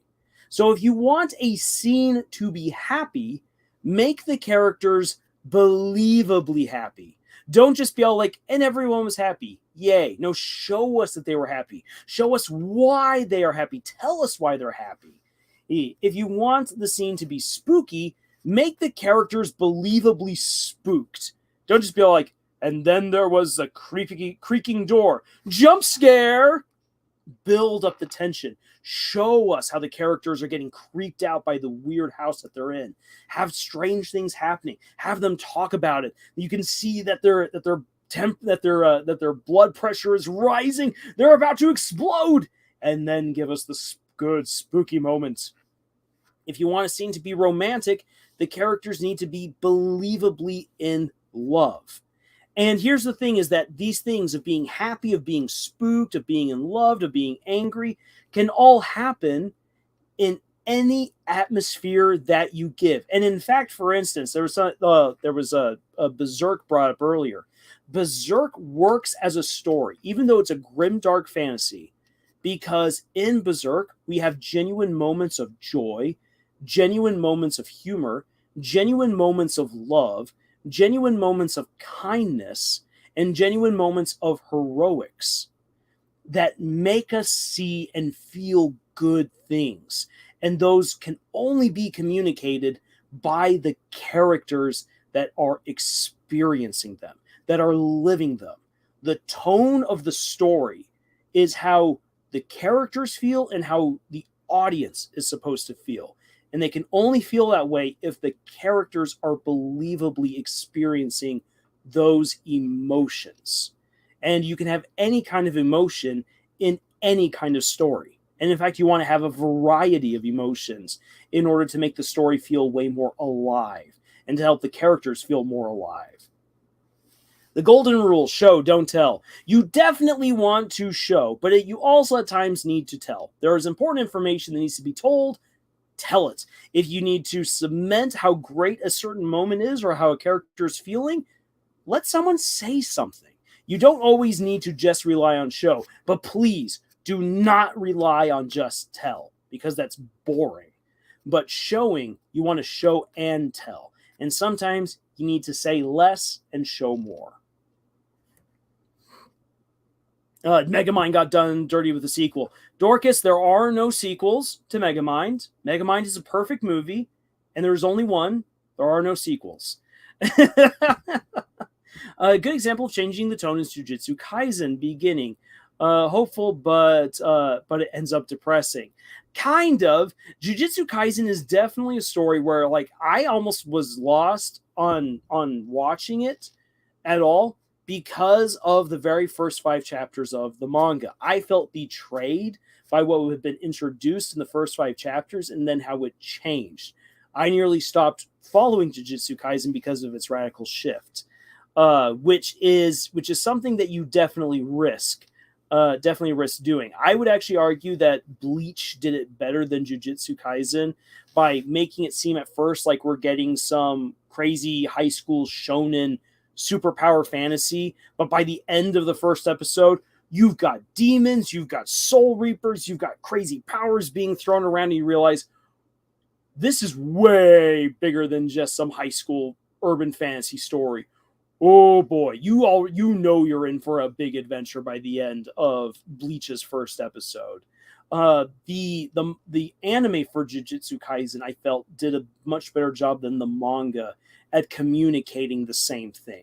The manga, I don't think, did as well as it could have in its introduction with establishing atmosphere, but the anime for Jujutsu Kaisen did better, in my opinion. Art says, each chapter, Toby set the... Oh, I think I missed it. Okay, yeah. So Susie gained the ability Ultimate Heal, which takes 100% TP, 100% TP to use, which doesn't work all that well at first. Toby stated that a certain character will learn an ability that gets better over each chapter. Toby set the tone for Susie in chapter 2 of wanting to improve herself by making her learn healing abilities so she can help Chris, as that person is the first person she tries it on. Arts, that is a fantastic thing that you point out right there. Building earlier on the conversation about how portal fantasies are there to help change and build up the characters who go to these other worlds, to go on these adventures that they wouldn't be able to have otherwise. And as far as like setting things up with the atmosphere, you get that. You absolutely get that in the opening to Deltarune, about how welcome to this world where your choices don't matter and everything is awful. And yet there is still that spark of hope. And you get to see that built on as the chapters progress. Mimic, I also like those moments when the superheroes face real world problems when they're not in their superpower forms. It definitely humanizes them more. I agree. Like the characters in Murder Drones, they help. Yes, they do. Nathan, that's a really great one. Instead of show, don't tell, I like to say describe, don't explain. That is fantastic. Let's promote that. Describe, don't explain. Guys, I'm just going to say this. Nathan is the one who has the best turns of phrases for good writing advice. Like, he absolutely does. Some of the stuff that I say, hey, is not from me. It comes from him, especially a good story lives or dies by its characters. That's Nathan. That's him all the way. Berserk is perfect. Oh, it's such a great story. Art, he didn't say Susie specifically, but he stated that a character learns an ability that would get better each chapter, and Susie's the only character that fits that description currently, i.e. Susie's ultimate heal. Hannah Evans says, I have a hard time with tone with my story. I want it to feel just like a game while I have a spin to it. And we'll discuss this, Hannah. We're gonna dive just a little bit more into that. Scott, describe, don't explain is a great way about it. Again, I agree. The writing teacher, Oakley Hall, really pushes the idea increasing the quantity and quality of descriptions of everything is the best way to increase the quality of your writing. Or I would say definitely increase the quality of your descriptions. I love how Brandon Mole is able to take so few words to describe so much. And even though people like to say, oh, J.R.R. Tolkien, he would write like an entire page to describe the setting for something. If you go back and read the Lord of the Rings trilogy, and I happen to have those books right now, literally right in front of me, I can go and I can open up to any one given moment in the Lord of the Rings where people are like, oh my gosh, he's explaining so much. No, Tolkien is actually being very precise with his descriptions. 1-2 paragraphs at the most to describe a setting. And the thing is that he has such a way with words that it is so much. You are getting bombarded with a plethora of information in a concise form, and it requires your brain to work on overtime to comprehend everything that you've just been told. And while some people might find that to be very exhausting to read, if you're willing to spend the time with it, it makes the story exhilarating. TV account. So characters help with tone, like how the characters from Murder Drones help with establishing tone. Am I wrong? No, you are not wrong. So if we actually think about that in terms of Murder Drones, the Murder Drones atmosphere that is set at the beginning is post-apocalyptic because the planet is consumed in a nuclear winter. Everything is bad because the disassembly drones are on the planet. Everyone is hiding, and we need a hero. The immediate tone for that, not the immediate tone, but the immediate atmosphere for the story that has been set is one that is dark, grim, violent, depressing. However, in that same introduction, we also get a smattering of humor, telling us that though this is a very bleak story, there's going to be lots of humor in it. And so we get plenty of humor throughout the series. And then in episodes 6 and 7, where things take a very dark turn, there were people who are like, whoa, whoa, whoa, this is way too much. And I'm like, do you not remember the opening to the show? Liam Vickers did a fantastic job of promising you humor, but especially promising you violence and darkness. And he has delivered. Now, one of the ways that Murder Drones has made itself endearing to so many people is that the characters are phenomenal. So in this dark, creepy, oppressive atmosphere of a story, we get Uzi being resilient, being that rebellious teenager full of snark and spunk. And then when we meet N, he is a sweet, hilarious cinnamon roll. And the other characters are goofy in their own way. And so as a result, a lot of humor is injected into the story thanks to the characters. The characters keep the tone light. Otherwise, Murder Drones would actually be a very exhausting show to watch because of how dark it is. You take out the humor, and the show immediately takes a berserk turn. Maybe not quite as graphic as Berserk, but it would feel that way because of just how overwhelmingly oppressive the atmosphere and the darkness and the horror all are. Mimic says, maybe they can even make a few short stories of superheroes solving problems and helping people out without the use of their powers or transforming. It'll give more depth to them, to some of these heroes too. And I can see that, to your point, Mimic. I think that it's great to show, for instance, Superman saving people from a runaway train or saving a plane that's crashing, but then to also show that he can come on down and help talk with a kid who has just been bullied, and help that kid to realize you're not alone, you're strong. I could go beat up those bullies right now, and I've got the power to do that, but that wouldn't actually solve your problems. That would make you and me the bullies. But there are ways that you can stand up to them, ways in which you can find friends, ways that you can report on what happened. You are strong, and have Superman encourage and teach the young kid who's been bullied how to push back against the bullies in a positive way. And then for Superman to then encourage the adults to help out that kid. Or then maybe to have Superman address the matters of homelessness. Superman can't punch homelessness away, but Superman can help to show dignity to the displaced and can show people what can be done to help out the people who are on the streets, and to be respectful to them, to be kind to them, to give to them when you can. Superman can't punch away every problem, but he can do the right thing. And a short like that would be really awesome to see. I agree.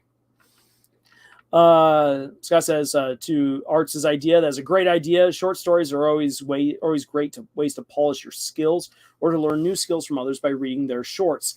Amen. Short stories are great. I personally found that writing novellas really, really helped me out. I can't stand just writing a short story because there's so much I want to say, but novellas helped me to learn how to hone my descriptions and to really focus on what was most important for the story.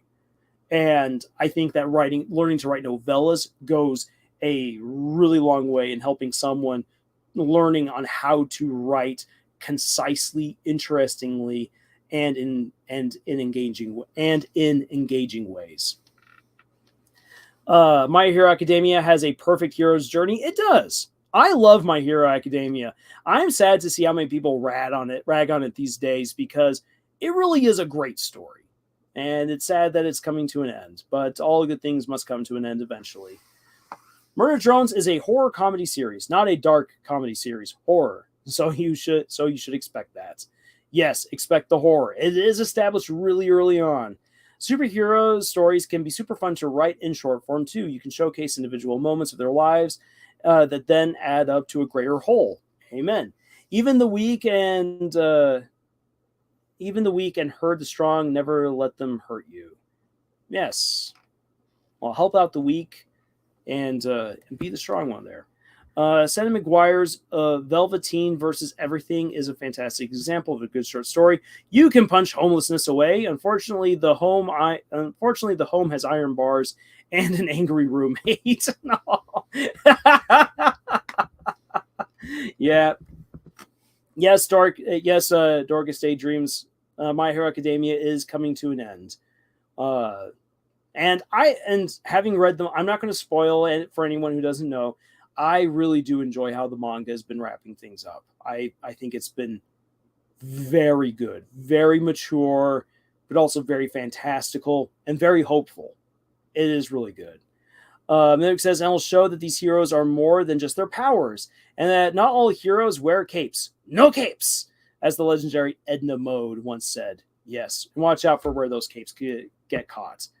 That's what makes Superman work. It's not about his invincibility. It's about the other moments in his life. Nathan says the limits of a character's powers is what makes it interesting to read, whether they are strong, OP, or weak. Yes, absolutely. And it's one of the things that makes, for instance, the story of One Punch Man so much fun to read and to watch, because One Punch Man is even stronger potentially than Superman. He can punch his way literally out of anything. But Saitama needs to learn how to actually be a better friend in some cases, or Saitama needs a good friend. And just because Saitama can punch his way through a meteor doesn't always mean that he's going to make it in time for the special at the supermarket.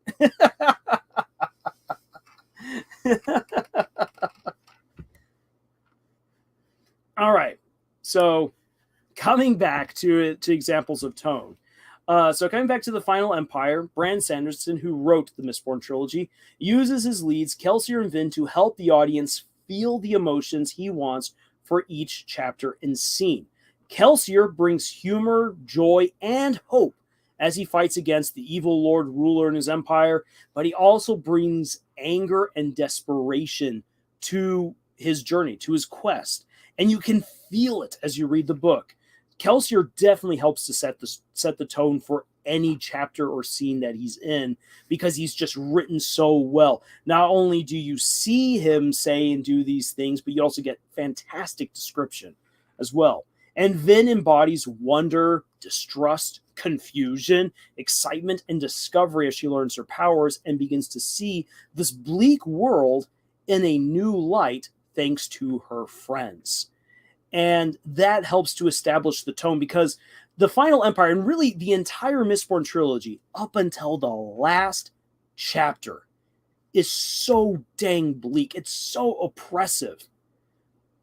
But the journey is worth it because the characters help to balance the darkness and the oppressiveness of the atmosphere with lighthearted, engaging, fun, and sometimes romantic or disheartening tones that help you to feel the emotional roller coaster of this ride, to get lost in these amazing characters and in their journey. So that way, by the time that you get to the end, it is just absolutely beautiful. It's one of the few endings to any story that will make me cry when I get to the end, because it's so dang good.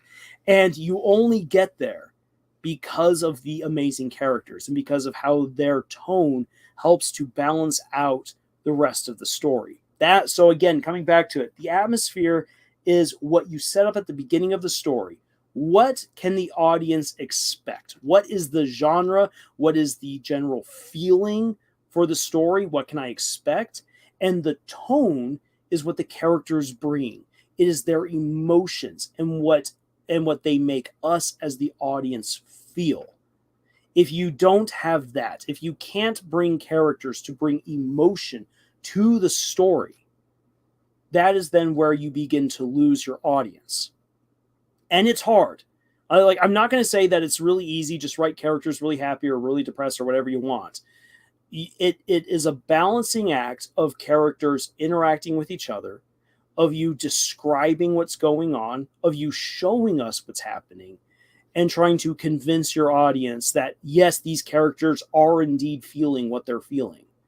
It is difficult, but the effort is absolutely worth it.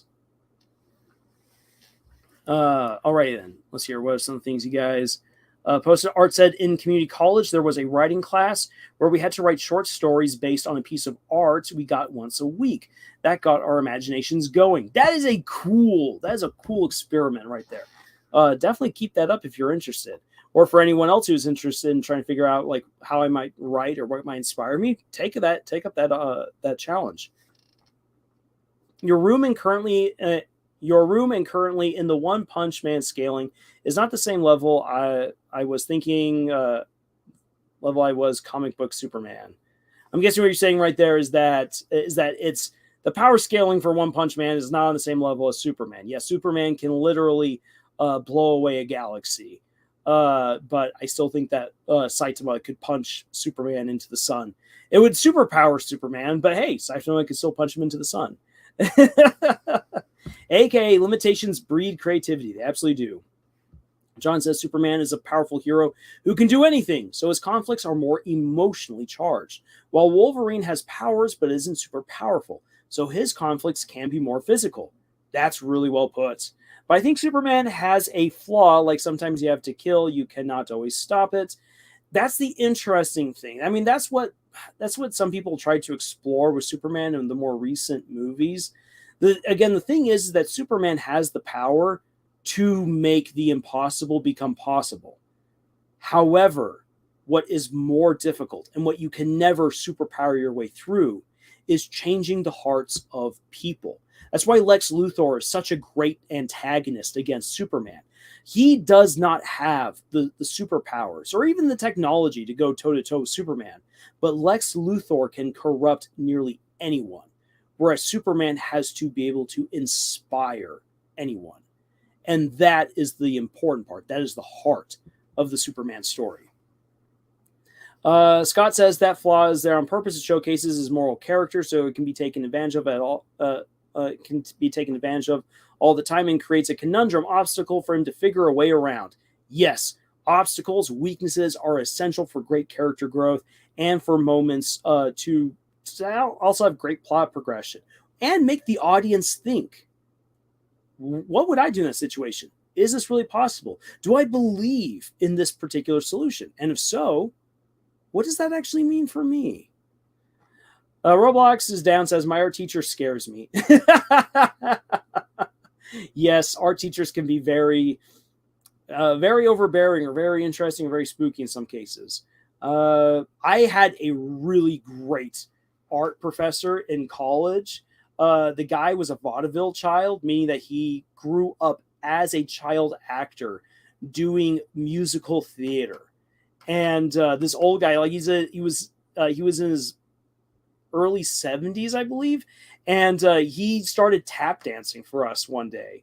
And he also had some amazing stories. The way that he met his wife, this was great. He said he was walking down the streets in London, and as he was going around talking with his friend, he saw this beautiful woman wearing a dress that had some weird art pattern on it, and he told his friend, and there goes my wife. His friend's like, wait, what? He's like, yes, I'm going to ask that woman out for a drink, and I'm going to marry her. And his friend's like, you're insane. So he asked her out for a drink. They started dating, and they've been married they had been married at that time for about 50 years. So art brings people together. That guy was a fantastic professor. Most of his class was just a giant excuse for him to show old-timey movies to us. And it was great. The innocent suffer sometimes. The hardest solutions need the strongest soldiers. And that philosophy right there is one that Superman that could actually challenge Superman. We would see what happened because we could see what you could do with that philosophy.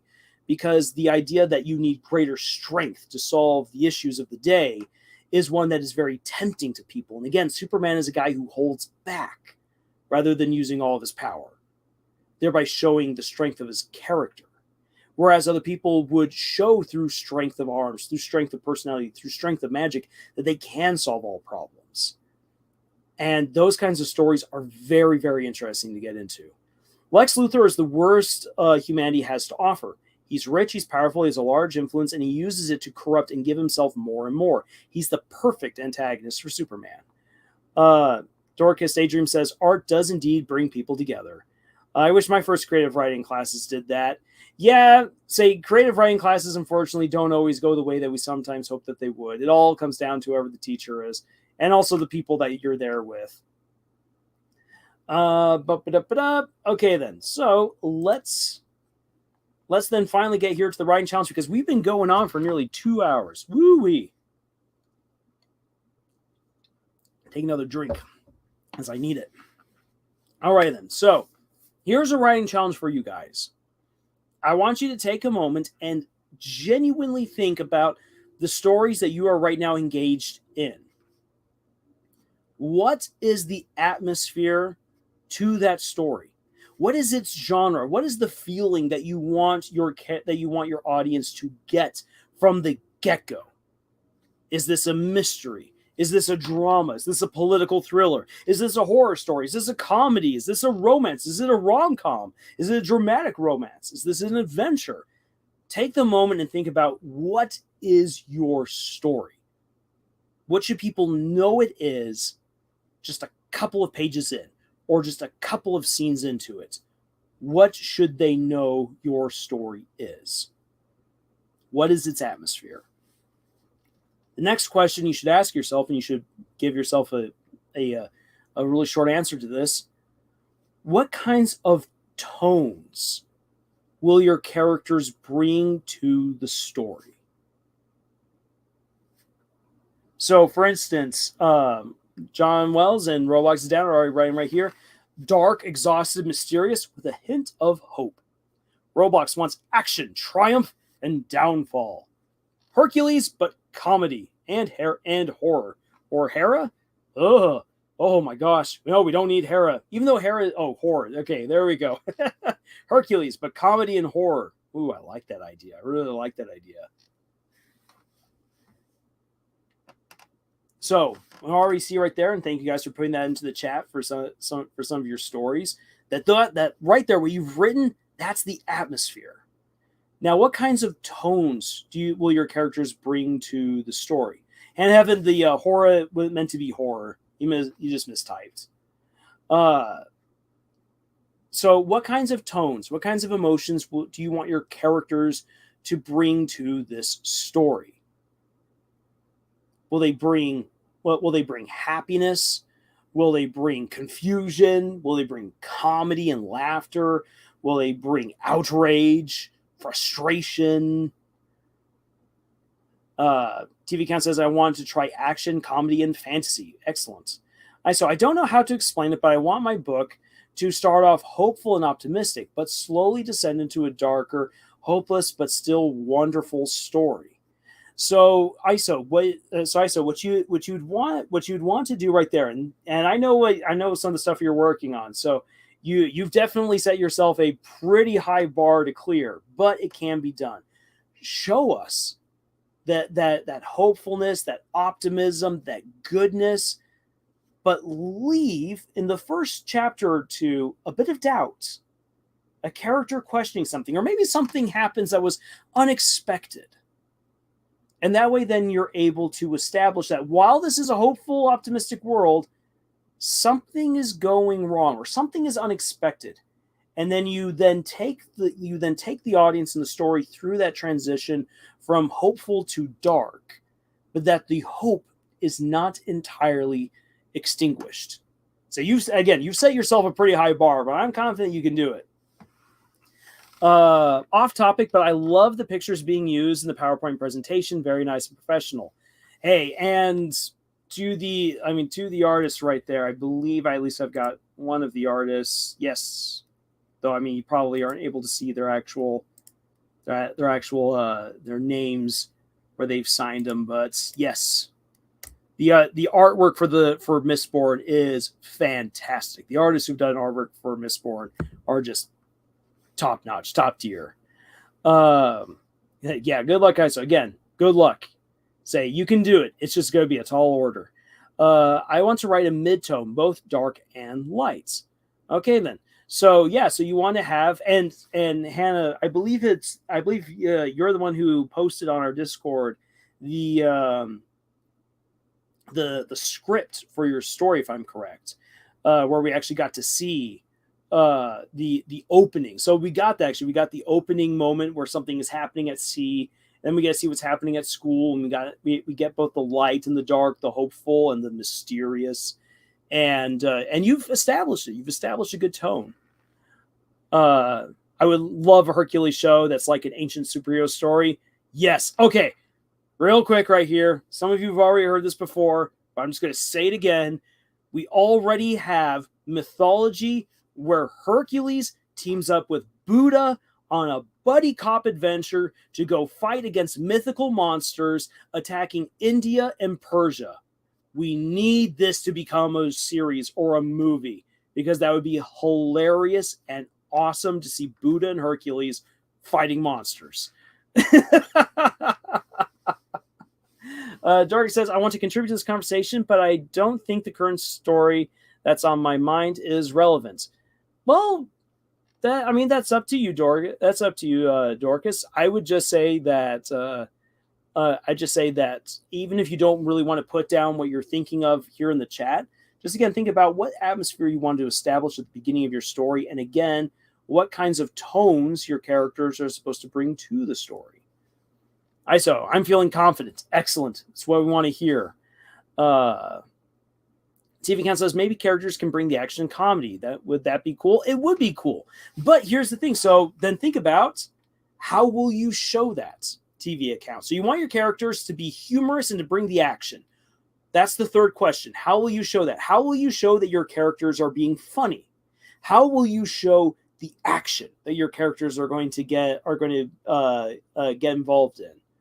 And you go from there. And John, if you want, go on ahead, create a Discord account, reach on out to me, and I will send you a link so that way you can join us, because I know you've got some great stuff that you can share with other people, and I think others would love to see what you're working on with your stories.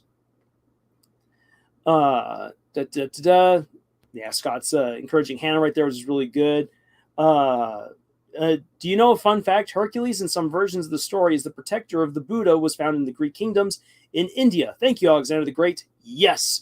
And that's why we need those stories adapted, because I want to see Hercules and Buddha being buddy cops in ancient mythology. Just the fact that exists needs to be celebrated, and I would love to see that adapted.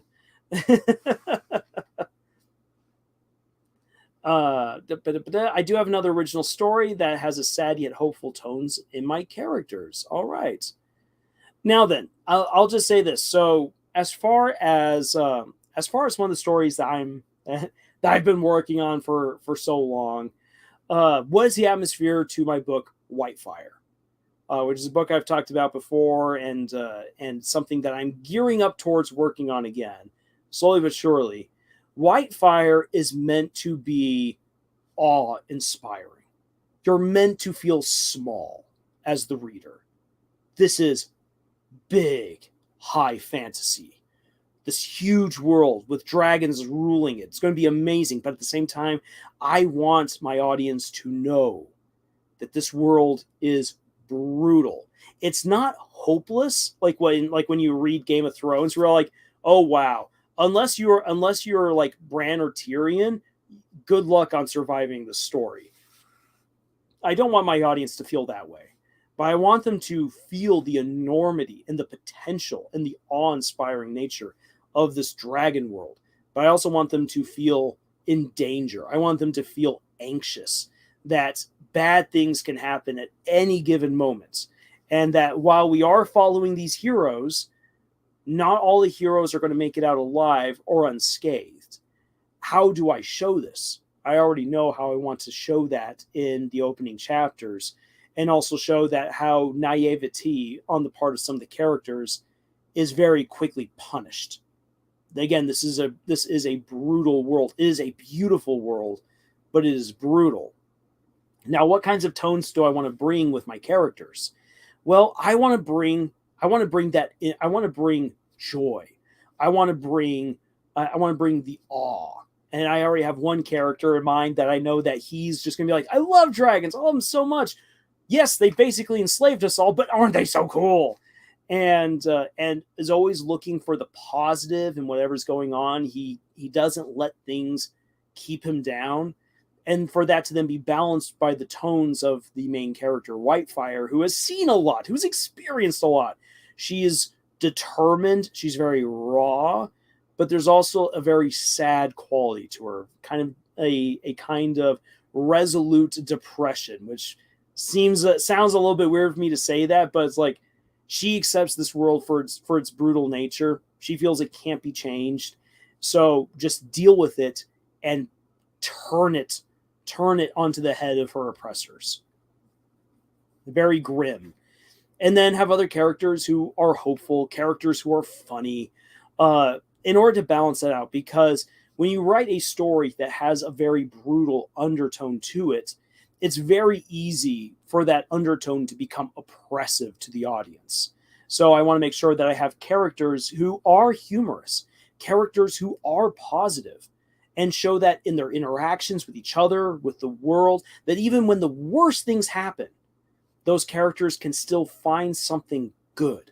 And that's actually something that I intend to really have at the heart of the first book, to have the darkness, the depression, this rage that Whitefire feels, and have that be challenged by the goodness and hope of other characters to help her overcome her own weaknesses slowly but surely and become the hero that she can be.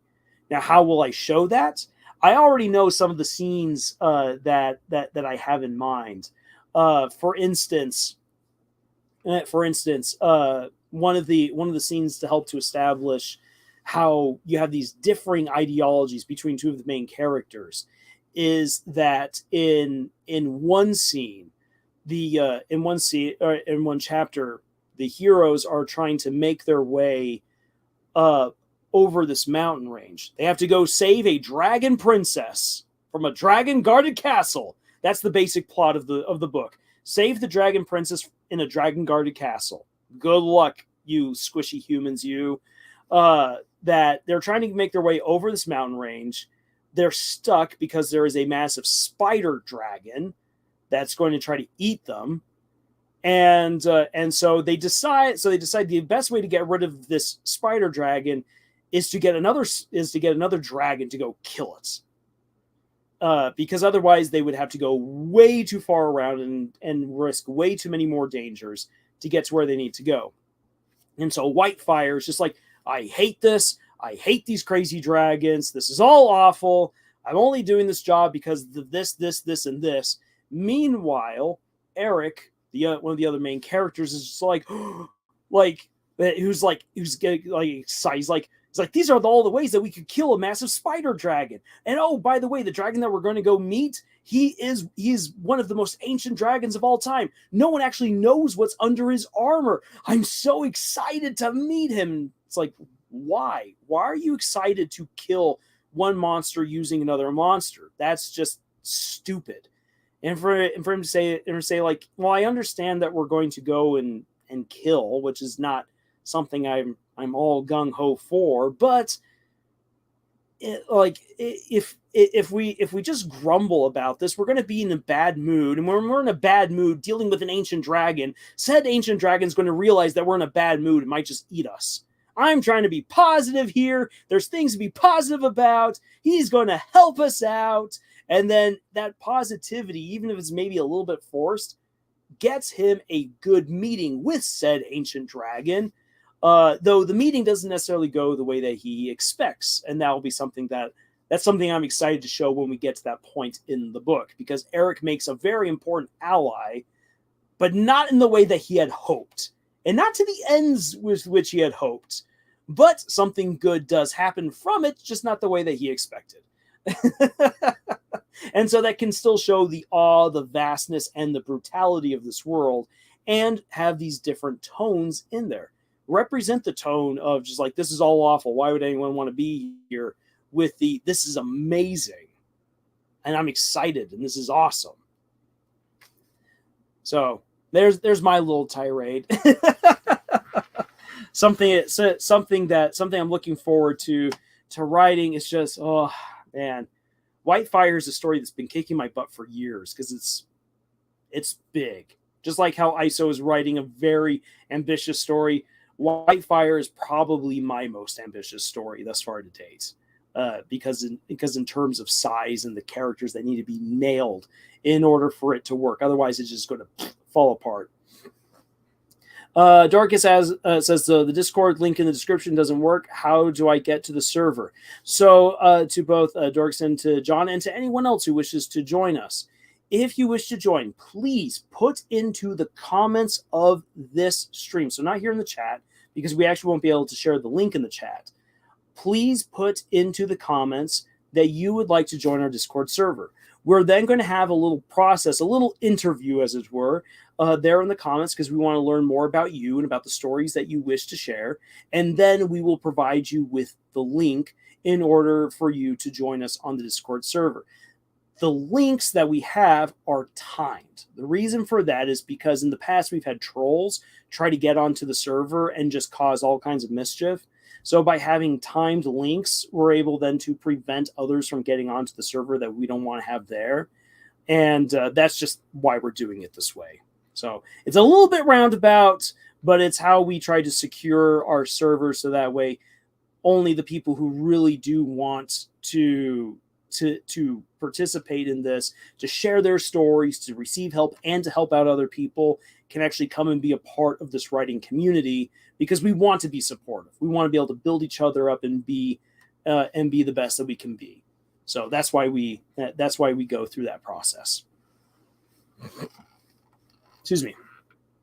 This sounds like my kind of story. I really feel like I'll enjoy this one. I hope so. Oh boy. I'm going to build up to Whitefire. Whitefire is one of my goals for the near future, but it's something else. It's big. Let's see here. Let me quickly catch some of the stuff that you guys have said, and then we will start wrapping up for the night, because we've already gone on for more than 2 hours, and I'm beginning to get a sore throat. Take a drink of water. Keep it going. All right, so Meg says, maybe even a Hercules spin-off series centering around Hades. Maybe even an origin story of Hades and how he ended up becoming the iconic sassy underworld god he is today. Well, that's according to the Disney version. I love the Hades of the actual mythology because he's such a cool, chill guy. Sure, he's the god of the underworld, and the Greeks hated the idea of death, which is why they hated Hades. But Hades is actually like super chill. He's like, people can come and talk to him, and he's absolutely fine with it. He's even willing to let the dead leave his realm, depending on if people meet certain criteria. The only time that Hades goes like really evil, not even really evil, he actually is absolutely justified in what he does, is when these heroes from Athens, and I'm going to say heroes in quotation marks, from Athens, come to the underworld. They try to kidnap his wife. Because they're like, you don't deserve a hottie like Persephone, Hades. And so Hades is all like, oh, dear friends, please sit down at my table, eat my food. And now you're sealed to the chair, and I'm going to have harpies torment you for all eternity. Ha ha! No one steals my wife from me. I kidnapped her fair and square. Oh, Aphrodite, the goddess of love. Aphrodite is the object of admiration for so many people. She's such a horrible person in mythology. Oh, Aphrodite, cheating on her husband all the time. Let's see here. Nathan says, I've been working on a better way to share the link. Hopefully it'll be coming soon. Thank you, Nathan. And we were actually talking about that recently. Random thought, if someone tried to adapt Chris Chan's story, it would make BoJack seem tame. Then maybe it's too much for me. Hannah, oh wait, you forgot about how to write a tone in my comic like a game, but have a spin to it. So Hannah, again, the tone comes from the characters. The spin that you're putting on the game comes down to the plot. So whatever it is that you're trying to do with the game, and you're trying to do something new and unique with it, that comes down actually to the plot and the tropes that you put into it of like, you thought that this would happen, but now this is happening. Here's the twist. The twist is an element of the plot. The tone, again, are the emotions that you want your audience to feel thanks to what the characters in your story are doing. So you are taking these video game characters into your comic and you want them to act a certain way. Either you're trying to make them act according to their canon character or you're trying to make them act differently. That's the tone. That's what you're doing with the characters. So I hope that explains it, because the tone isn't the twist itself. The twist is what you do with the story. So let's see here. Let's because this just popped into my head because twisty, it's really twisty. Thinking of Detective Pikachu, the Detective Pikachu movie. It's a mystery story. And you're trying to figure out what happened to the dad, and what's up with this talking Pikachu. And the twist is that the dad's mind is in the Pikachu body. So there's your twist. We have solved the mystery, but that's not the tone of the story. The tone is the humor and the mystery and the suspense, which are brought about by the characters. By the father and the son having a jokey, slapstick relationship with each other. The mystery of what happened to the father as you're trying to figure out, what happened, and why are Pokemon going missing, and what's happening at this strange research facility. There are the questions, the mystery. For the suspense, bad guys are coming. Who are the bad guys? We don't know. There's a Charizard that's about to cook. Pikachu, voiced by Ryan Reynolds. Oh no!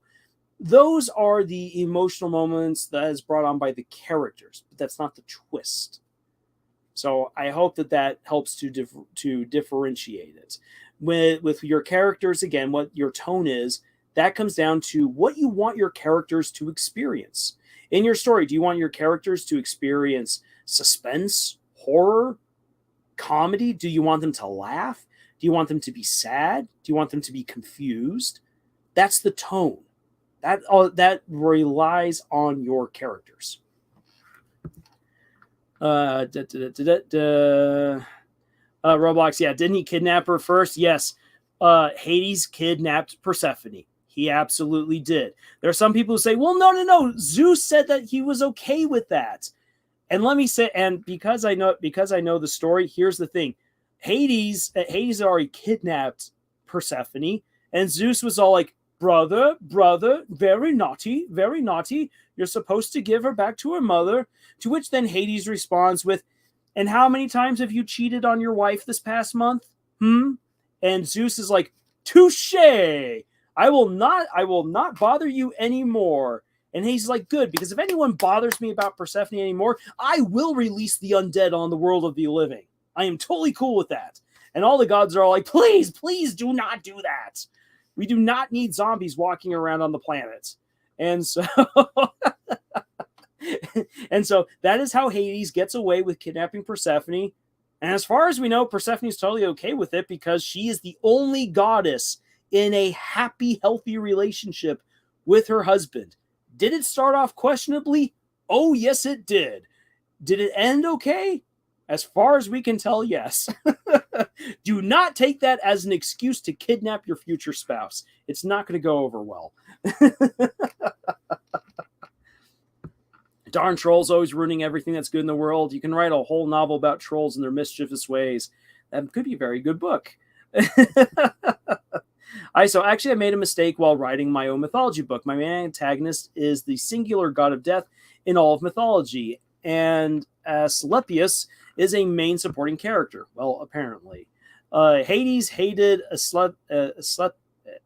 Asclepius, which gives me a good reason to kill him off as I had originally planned. Yes, kill him off. I like Fate's depiction that make the Greek gods into machines from another universe, but aliens, and make contact with the planet Earth. Got the best Virgin Fate granddaughter. All right, yes, because Fate definitely plays around with those gods. Nathan says to Dorcas, it will be still a while, at least a few months, until our new process is ready. Yeah, it's going to take a while. We are working on things in the background, and Nathan especially. Nathan has been hard at work, and I'm really excited for him to unveil what he's been working on when the time comes. Pokemon mentioned, yes. That also makes sense. Also, what Pikachu is the dad of a human? Definitely watch Detective Pikachu, and all will be answered. Hades is truly such a chill dude. Definitely one of my favorite Greek gods out there. He's definitely my type of man. He's much less evil than Poseidon, who forced himself on poor Medusa. Yes, Poseidon is absolutely awful. Poseidon is not a cool god. Love Hades. He's so misunderstood. Hades, you cheated on like 20 mortals this week alone. Zeus, it was 25. All right, fine. Keep your victim. It's perfectly written. Zeus, the man, the myth, the legend. I don't know damn why I love him. I love him. Oof. Oh my gosh, Zeus. I'll tell you guys my favorite Zeus story here before we end. My favorite story of Zeus is Zeus versus Prometheus. And not when Prometheus steals fire. That's the one that most people know. There's a story. So Zeus demands that humanity offers sacrifices to the gods. And when he says, you will sacrifice a bull to me, and you will sacrifice a cow, and you will sacrifice a pig, he demands the whole animal. And because he demands regular sacrifices, the people of Greece quickly begin to starve because they don't have enough food anymore, because Zeus just keeps demanding all of these massive sacrifices and tributes. So Prometheus comes around and he's like, Zeus, buddy, pal, friend, look here. If this continues on, all of humanity is going to die, and who's going to offer sacrifices to you? And Zeus is like, you make a good point there, Prometheus. But what are we going to do? I demand sacrifices, and the humans must give me their love and devotion. And Prometheus says, let me work this out, Zeus. Don't you worry. And Zeus is such an idiot that Prometheus has already made him look stupid multiple times at this point. He doesn't realize that Prometheus is about to pull a big prank on him. So Prometheus goes down and he builds 2 altars to Zeus, and he then takes a bull and he kills the bull, and he takes all of the nasty stuff. He takes the balls, the hooves, the intestines, the stomach, all of the nasty gristle, and he lays it out onto one of the altars. And then he takes thin fillet strips of the best meat off of the bull, and he places it over all the nastiness. And then he puts all the rest of the meat, which is perfectly fine, onto the other altar, and then he grinds up the bones and some of the intestines, and he sprinkles it over the meat, over the good meat. And he then calls down Zeus. He's like, hey, Zeus, come over here. And Zeus comes on down, all of his power and his glory. He's like, yes, Prometheus, what is it? And Prometheus says, here I have 2 sacrifices, equally divided. Choose which one you wish. Whichever one you cram into your mouth is the sacrifice that humanity must give you until the end of time. And Zeus, looking at the 2 stacks of meat, he sees all of the good meat, well, like all of the fine fillet, and he smells, and he's like, oh, it's so delicious. And he looks at the other pile of meat, which is most of the good meat, but sprinkled with the nasty bits, and he's all like, oh, no, I'm not touching that. And so in one fell swoop, he grabs the entirety of the nasty sacrifice and he crams it into his mouth. And the moment he does that, he immediately realizes he screwed up. And he basically just says to Prometheus, I hate you. And Prometheus is just like, ha, ha, ha! From now until the end of time, humanity must sacrifice to you all of the nastiest stuff of every animal, and you must eat it. Ha! Yeah, I got you.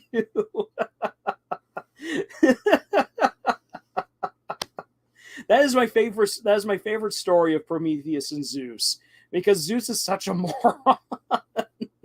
And Prometheus absolutely trolls him. Fun fact, Medusa never been touched in the old Virgin's myth by Poseidon. Bro, what? No, there's a unfortunately, Medusa goes through some pretty bad stuff. We're not going to touch on that right now. And then one day Christianity took over. Yes, it's amazing what happens when the Emperor of Rome decides to convert. Reminds me of that scene from Madagascar. Thank you for your sacrifices. Here, have another. Prometheus, the ultimate troll. Good thing about a lot of depictions of the Greek gods, but nothing enough. My Greek philosophy, a lot of quick types of philosophy. Greek philosophy is very different from Greek mythology. Greek philosophy and Greek math, Greek discussions are some really, really interesting stuff. I just gotta say, the Greeks had some really cool things going on for them. It's just a shame that we don't have stuff from like what the Celts were doing written down at that time, because the Greeks always made fun of it. Whereas what little we know, the Celts were doing some amazing stuff. They just wrote down next to nothing.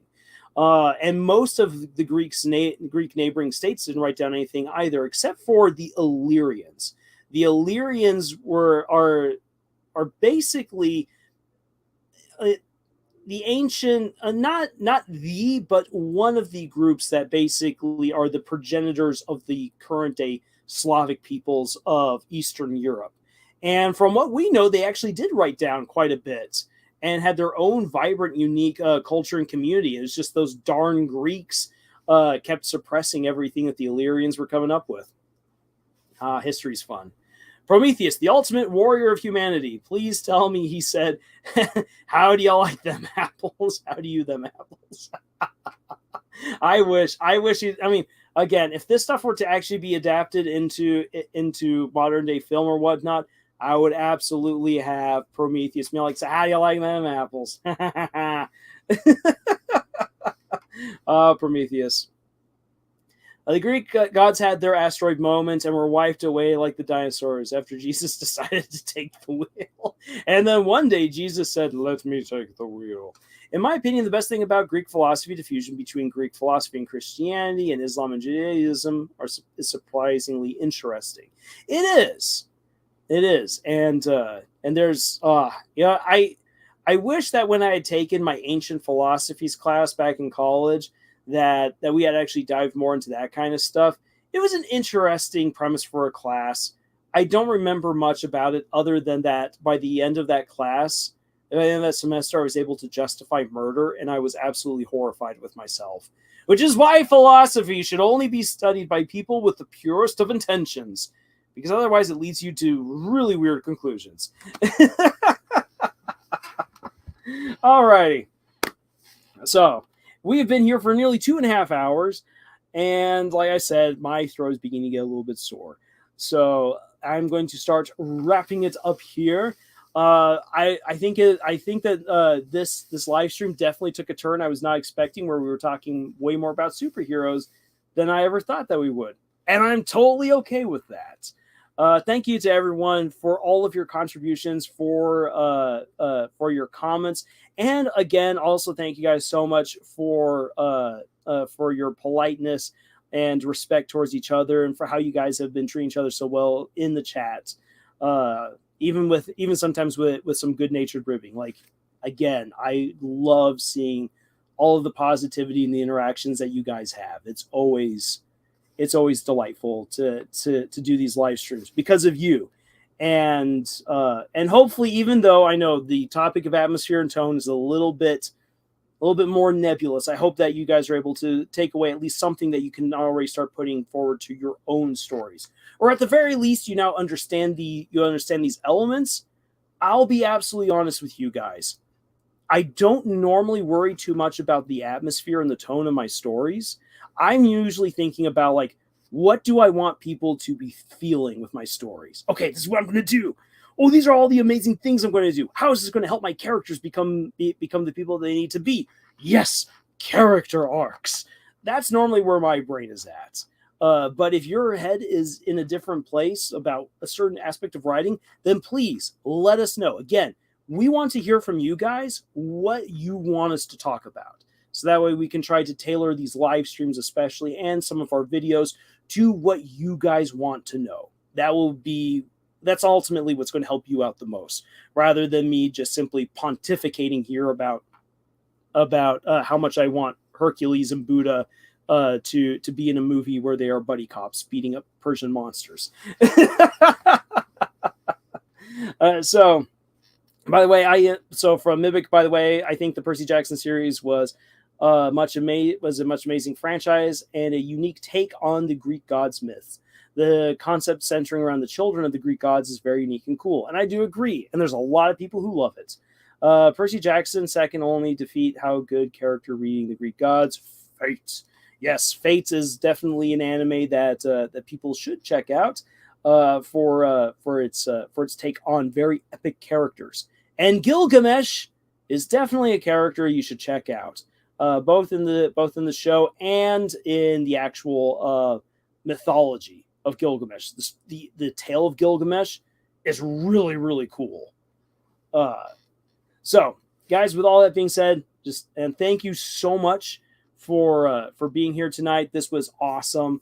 And again, I said this last week, so I'll bring this up again. There will be no live stream next week unless the others from Camille's Harem wish to take up the slack. I am going to Mount Rushmore. Woohoo! And so I'll be gone for a little bit more than a week. There will still be some videos coming out while I'm gone, so it's not like there'll be a dearth of anything happening here on the channel. But I am taking a much needed vacation. And Arts, yeah, it was my pleasure to do the Deltarune discussion. And I definitely want to do more Deltarune discussing in the future. I just really need that next chapter because there's so much that I want to learn, so much I want to dive into. And yes, Hannah Heaven, I hope you have a great night. Mount Rushmore, good luck. Yeah, I'm looking forward to trying to find the city of gold hidden behind George Washington's face. Hey guys, stay safe. I'll have a good time hanging out with the presidents, going to Ben 10's secret base. Woohoo! All right, guys. So have a great night, day, morning, wherever you are at. And until the next time, y'all, tschüss.